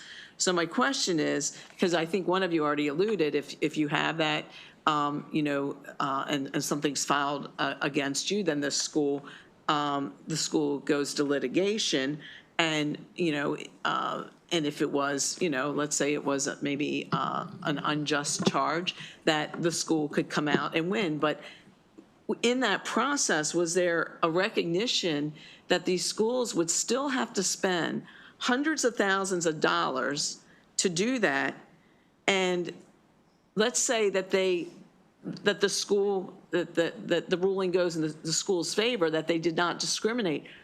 Where do those schools go to get back their name and their honor after they've been charged with those type of charges? So there was a lot there. And what I want to comment on was a previous question that you asked about whether we expect the floodgates to open. And you know, we do not expect the floodgates to open. You're attorneys, and you're saying with this broad language, you do not expect the floodgates to open. Ma'am, respectfully, in my 30 years of experience in civil rights law, most of our clients want the discrimination to end, and they want to work with schools. Going to court is the absolute last resort. It takes long periods of time to resolve matters, and it's costly, to your point.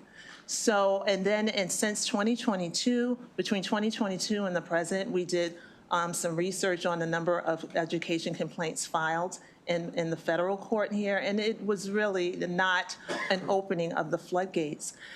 Another possibility is that because there is another option for students to go to the Commission on Civil Rights to file complaints, that you'll see fewer complaints because they don't have access, you know, the Commission is serving as a resource to them where the federal government is not. So there's also that possibility. Just one last question, Mr. Chair. Last question, Senator Carrizo. My last question would be, even if you say the floodgates won't open, one or two of those lawsuits for these smaller schools could put them out of business. And let's say they are successful, and the school is cleared, they're still in a position that they could possibly close. Was there any recognition of those consequences to this broad authority? Our focus is on ensuring that students, all students, can attend school free from discrimination. Okay, let's get a panel. Okay, I think, why don't we leave it here? I think we've explored this part of the panel. Okay, thank you for your testimony. I'm going to call up a panel of unfavorables now. Okay, I've got Jeffrey Trimbath, Jonathan Alexander, Lorna Henry, Tony Davis, and Ismail Royer, Stephen Mitchell. So that should be a panel of, well, actually, Jonathan Alex, actually, okay, that's fine. You didn't actually, you weren't on the panel 5, but just, that was my mistake, but you're here. We'll take your testimony, and then after this, we have testimony informational from MABE, Maryland Association of Boards of Education. So, okay, we'll do this panel, then we'll go to MABE, and that'll be the extent of the testimony. So, okay, Mr. Alexander, why don't you start? And each of you are going to be on the 2-minute clock. Sir, Okay? say before my time starts, I do appreciate the accommodation. I was able to talk to committee staff, and that's probably why my name's in front of you. Okay, why don't you start? Well, Chair Funlin and members of the committee, my name is Jonathan Alexander. I'm an attorney and legislative counsel for the Maryland Family Institute. In opposition to 649, we represent the families and the schools that have relied on Maryland's carefully balanced education non-discrimination framework since its comprehensive revision in 2022. Since that revision, there has been no showing of systemic failure, no widespread abuse, no outcry of an unmet need that would justify upending that revision in such a short period. But now, since we are entering into this civil liability model that was rejected back in 2022, since that's back on the table, all that does is threaten the constitutionality of the framework in general. And so what does the Constitution say to this framework? Well, the Supreme Court has made it clear that states may not force religious schools to choose between operation and their faith-based practices. There's a consistent line of cases as recently as last year: Trinity Lutheran, Espinoza, Carson v. Macon, the Bethel Ministries case from within this state. In all of those instances where the operation of that school was contingent on the institution forsaking its religious tenets, the religious tenets win out. When there's an issue that may arise between a religious tenant in any one of those categories, any one of the categories that are in the non-discrimination portions, not only has MSDE been competent in doing so, but the argument was so thoroughly made in 2022 as to why they should be the sole mediators of the conflict. And because the workability of the law as it stands currently has been tested, because this new edition as it's been exposed is so fraught with religious liberty and constitutional pitfalls, I strongly urge a rejection of this bill. Okay, thank you. Who wants to go next? Sir, why don't we start on this end and we'll just go down the table. Yes, sir. And likewise, thank you very much for accommodating us. Thank you, Chair Feldman and Vice Chair Kagan. My name is Ismail Royer, and I am Director of Islam and Religious Freedom at the Religious Freedom Institute, a nonprofit based in Washington, D.C., and I'm also the Executive Director of the Coalition of Virtue, a Muslim public policy organization based in Columbia, Maryland.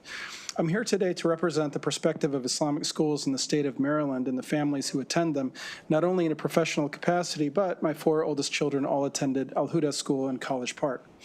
Let me begin by stating that we support the worthy goal of ensuring that students can pursue an education without suffering invidious discrimination. However, we want to express our conviction that HB 649 is not the vehicle to accomplish that goal, and for that reason we urge an unfavorable report. The primary reason for this is that the bill constitutes government interference in the autonomy of religious institutions, and specifically Islamic institutions, at least as currently written. First, the carve-outs for religious schools are constitutionally inadequate. Just two examples. First, with respect to religious discrimination, the bill exempts only schools that are, quote, affiliated with a religious institution, but many Islamic schools are independent and not affiliated with a mosque. And there is no constitutional justification for protecting only schools affiliated with houses of worship from government interference. Second, this bill allows religious schools to have a preference in admissions for a student of certain religious beliefs, but only if those schools have had such a preference since their inception. But why should the government be able to punish a religious institution if it decides that its mission is best served by putting limitations on admissions of students on the basis of faith after it has already been operating? And finally, one of the favorable witnesses was asked what would happen if this bill were challenged on religious autonomy grounds, and her answer was that would have to be litigated. But as you addressed, Senator, the problem is that most Islamic schools lack the resources to pay for the years of litigation that this would require, and they would likely have to shut down while that litigation played out. Thank you. We urge a unfavorable report on this bill. Okay, let's go to middle of the table. Can you hear me? I'll just slide over. We'll just swap seats, okay?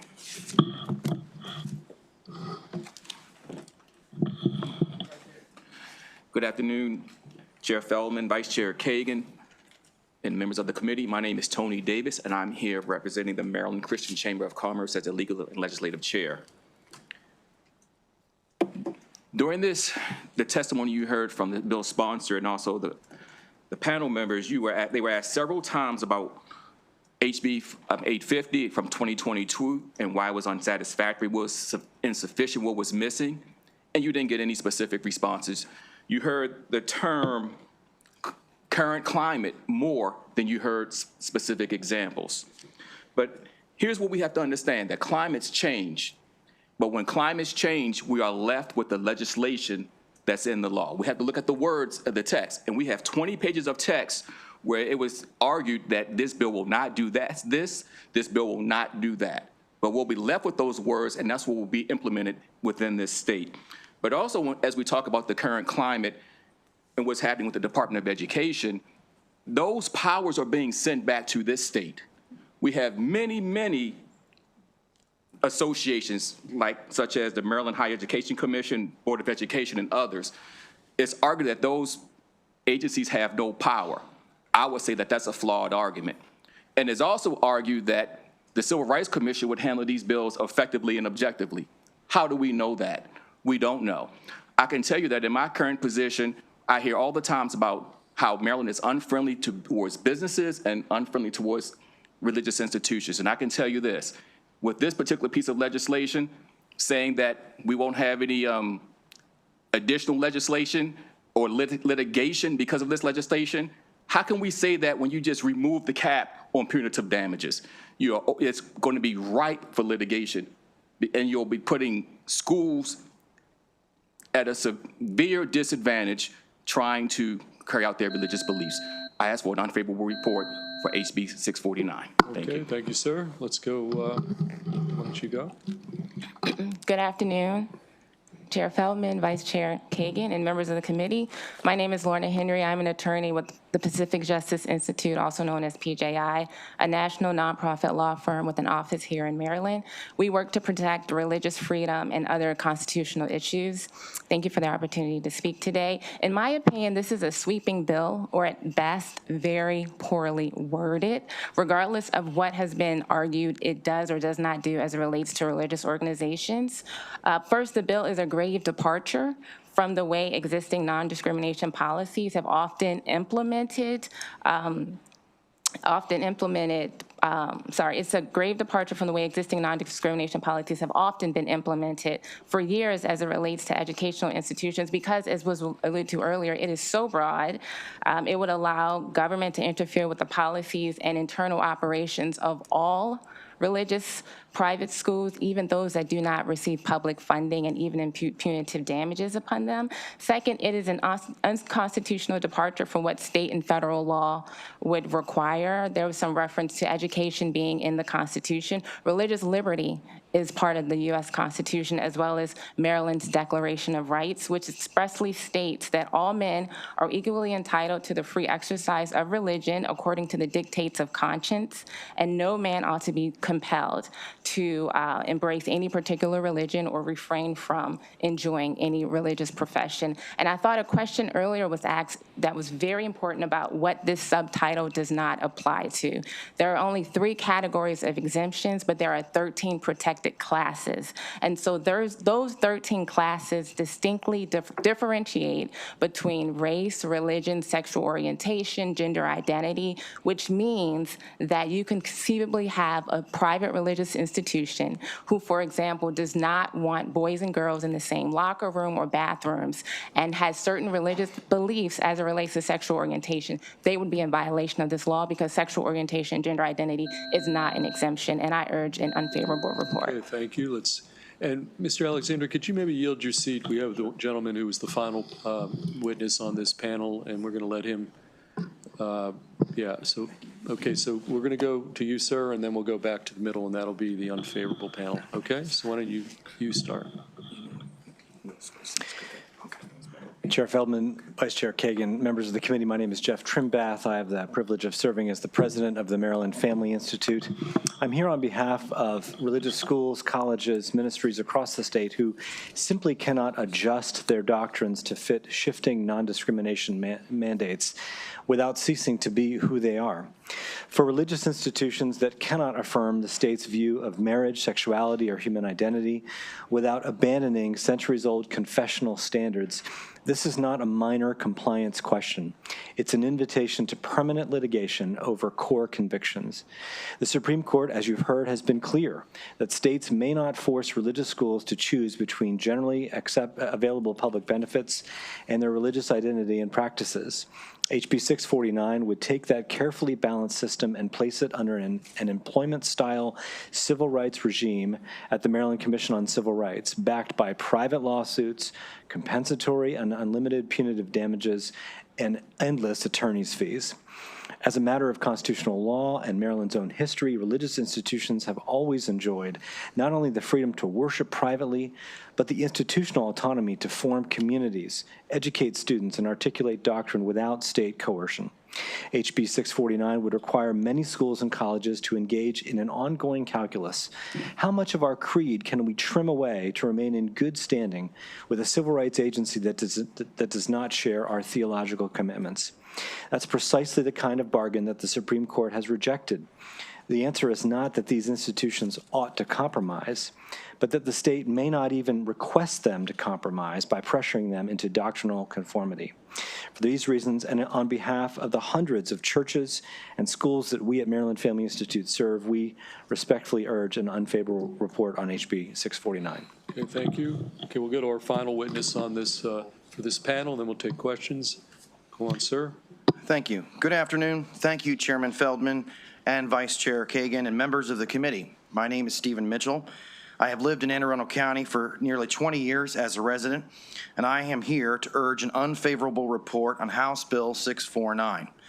I come here today as a Christian minister, lifelong Maryland resident, and most of all as a parent, to share my deep concerns with this bill, as well as to echo the many concerns I've heard from others.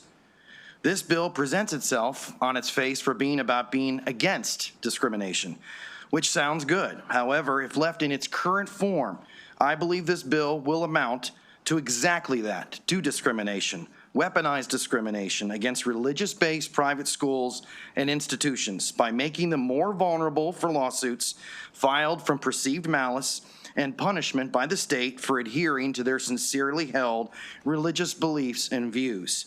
This attempted overreach is unconstitutional, and undoubtedly courts in the future would rule in favor of schools, but not before doing severe damage to private schools, religious schools, and institutions in the process that serve well over 100,000 students in our states. The broad wording of this bill and the lack of broad religious exemptions relating to how a religious school's beliefs and views align with admissions and practices would be a dramatic step towards turning Maryland towards the extremes of the ideological polarization that is gripping our country. We have talked a lot about the current climate. Well, the climate of bullying your ideological opponents to submission has got to stop being perpetuated by all sides. And my hope and prayer is that we can take a step back from going in that direction. I plead with you to respect parents' rights to send their children to schools that reflect their values and beliefs, respect the right of private religious schools to act according to those beliefs and views, and to respect the rights of students who go to these schools, and reject this bill in its current form. Thank you. Okay, we'll take questions. We'll go to Senator Hester and then the Vice Chair Kagan. Oh, yeah. Simon. Thank you very much. Hester. I was just curious if similar legislation is being considered in other states. Do any of you know that? We heard the claim that there are 4 other states that are considering that, and it is in a backdrop of several cases that date back as far as 2007, where the tension has existed between the religious institution's statement of faith or the behavioral conduct and a student's perceived discrimination. So we have lots of case law in the book where even when these cases have settled, the punishment has been in the process.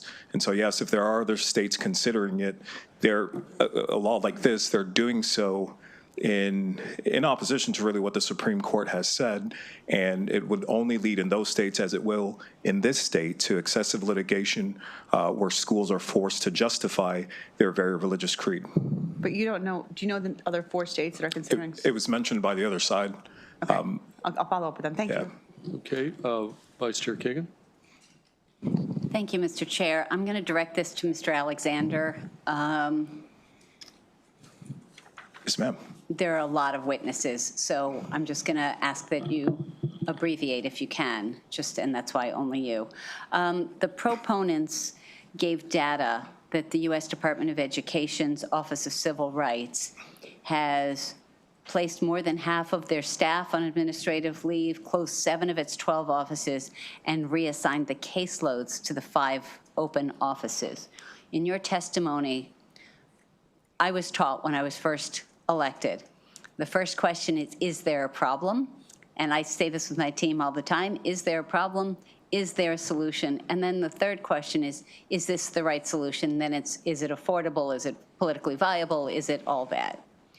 In your testimony, you seem to indicate that there's not a problem. And I wonder if you can, based on what I just read about closed cases, closed offices, do you believe that all cases have just evaporated? There was no need for these offices. Everything's la-di-da just fine today. And that's why we don't need to even be in this conversation? Not sure how to interpret the la-di-da or if it's fine. I will say that the administrative policies at the federal level ought not to concern what Maryland parents and religious institutions are relying on. And so in 2022, when these institutions as stakeholders came to the table and put out this framework, it was saying, well, the feds are going to do their own thing. Office of Civil Rights that have always existed can do their thing. But when it comes to the Maryland State Department of Education, because of the unique educational settings dealing with children, parents, and religious institutions, we're going to put a framework in place that has been successful, that has been tried and tested, and that hasn't opened up gaps. We're going to put the system in place in order to mediate and arrive at an end. The proponents repeated that they wanted to come to a resolution. And when the question was asked for a hypothetical or where has this gone on, I think they were reticent to step out and say something has gone wrong because all the cases, these one-off cases, have been successfully dealt with in Maryland with the MSDE. You know, politics are going to be politics at the federal level. To that point, what's the guarantee, and I think this is what Attorney Davis meant, what's the guarantee that the federal politics won't shift in a separate direction or one that is more amenable or offendable to whatever party? And that is why the education system, as Maryland has enacted it, as it stands, and its workability should be our primary targets and not venture off into something that on its face is already clearly unconstitutional. So just quick follow-ups. First off, when I said la-di-da, sort of kumbaya, just everybody gets along, everybody thinks that we're just fine and not having any problems. So that's the way I meant that. So my follow-up question is there any part of this bill? We totally hear you don't like the religious you don't like the religious schools, you don't like the this, that, and the other.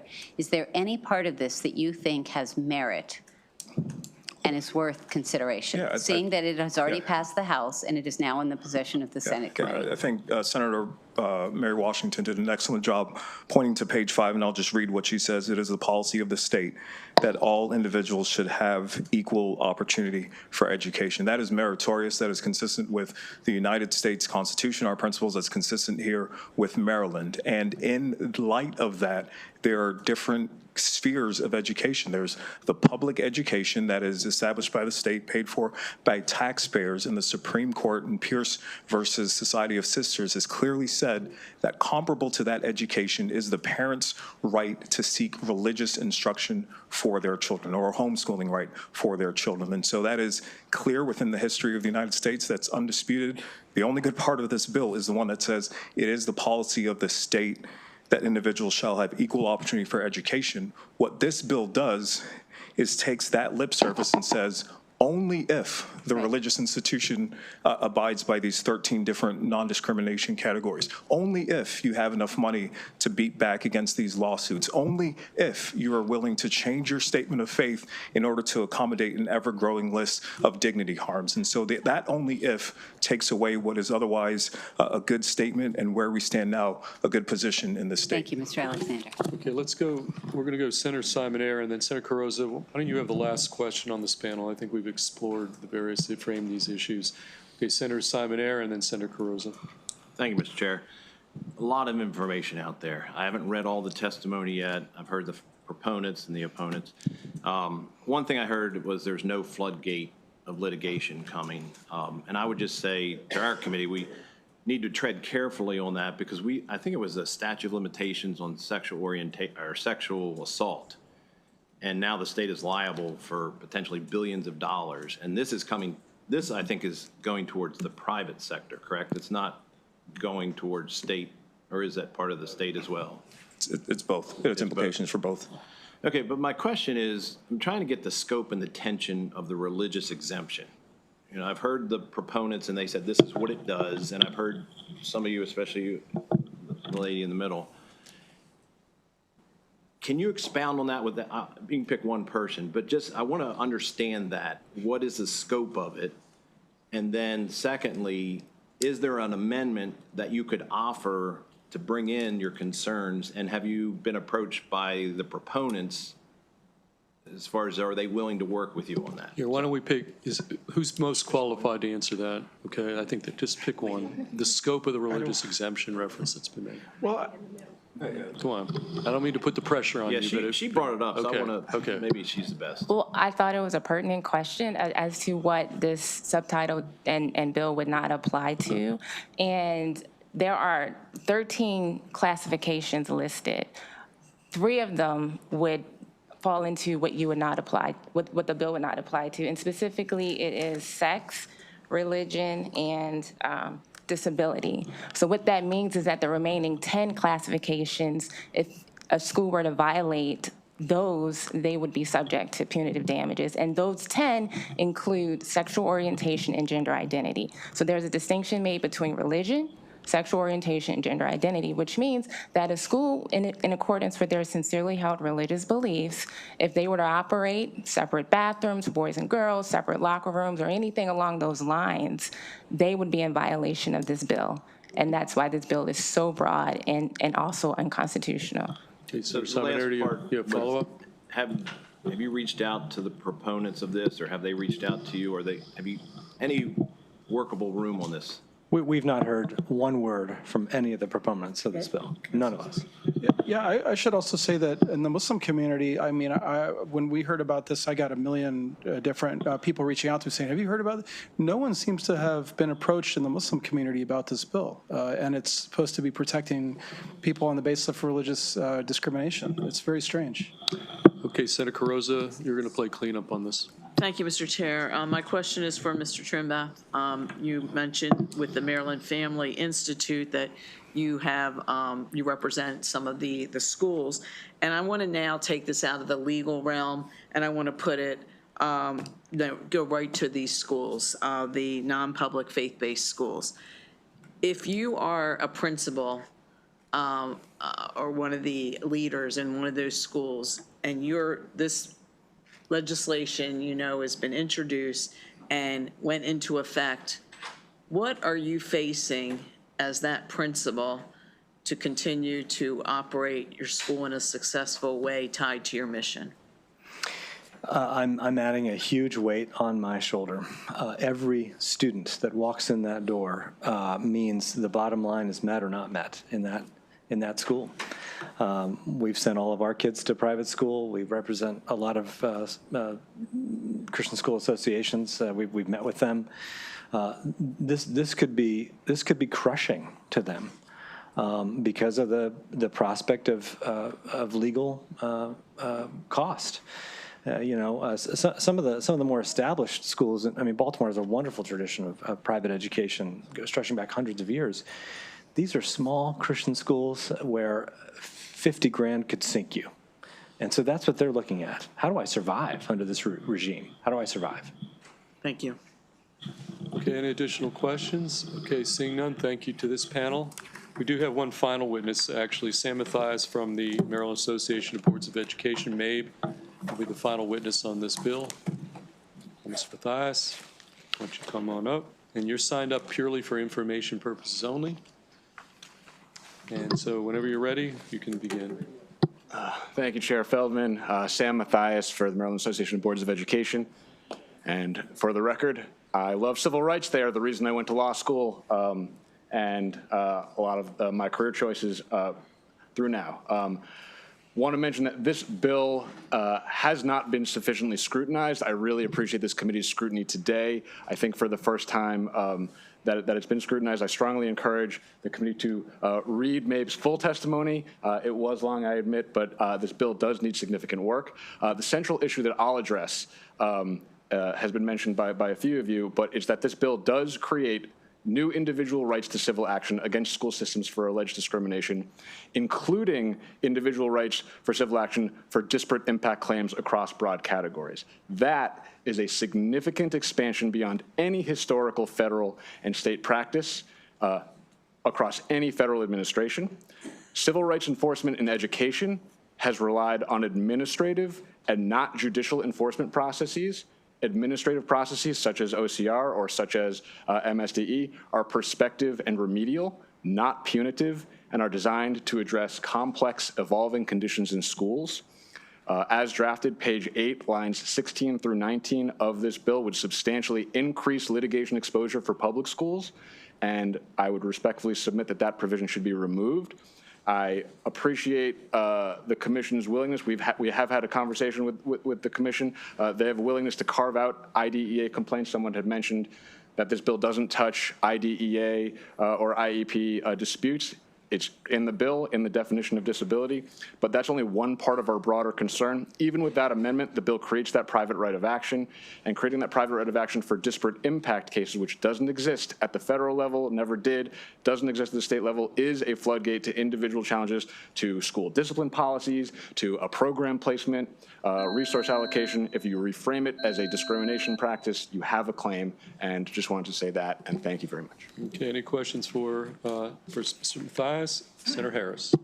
Appreciate it, Mr. Chair. I know past couple of people just now, we had folks say that they reach out to the sponsor and so on and so on. So you said you reached out to the sponsor, you had discussions, you made one tweet, but the other tweets haven't been made, but you reached out to the sponsor and had these conversations with them. We reached out to the sponsor in February when this bill came about. Had initial conversations about the private right of action issue. We made a little bit of headway yesterday, but obviously always would have liked to have done this as early as possible, yeah. Absolutely. That's one record show that they reached out to the sponsor, try to work things out. I just want to make sure everyone else hear that you reach out to the sponsor and work things out. I think trying to come here and it's okay to voice your 2-minute concepts here, but reaching out to the sponsor to work these things out beforehand is helpful, because we do have this bill sitting in the Senate because it passed the House already, and so just work it out. Okay, Senator Simon-Ayer. Yeah, and I find it interesting that they didn't reach out to you in advance on such a major piece of legislation. And quite frankly, I'll just put it on the record, I think we should have had a Senate bill so we could have a much larger hearing on this. We're very limited who we can hear on such an important topic. Now, I was reading the testimony. It sounded like they said the feds aren't doing their job, so we need to put it in state law. But you're saying in your testimony, they're not just putting what the feds do, they're expanding it in this bill. Can you just tell me specifically what they're doing? Sure. So they're right about what has happened to the U.S. Department of Education Office for Civil Rights. All right, it is hobbled. Those cases are not moving. The key issue that we have is related to the private right of action that this creates. In the federal law, what the Office for Civil Rights would do is if that administration chose to bring a case to court, it would go to court. But everybody all the time has, for intentional discrimination, has a right to go to court. For disparate impact claims, which are when you are looking at a neutral policy that has an impact that is, giving some protected class the short end of the stick for some sort of thing, you do not have, under Title VI of the Civil Rights Act and under Title IX of the Education Amendments of 1972, you do not have a private right of action for disparate impact claims. You never did. The Supreme Court has been very clear on that. This bill says, because it defines what disability means and then includes the disparate impact definition on page 4, whenever it is, then says if you are subject to discrimination for any of these things, you have a private right of action. And so that includes for disparate impact for those things. And that's the major floodgate issue for us. The last question, Mr. Chair. Did you bring this up to the proponents after the House hearing? I brought it up before the House hearing and after the House hearing. Okay, and so they rejected that, basically? They have not adopted it. Okay, all right, thank you. Okay, any additional questions? Seeing none, that concludes the bill hearing on House Bill 649. Thank you, Mr. Mathias, and that concludes our bill hearings for today. Okay, we do have a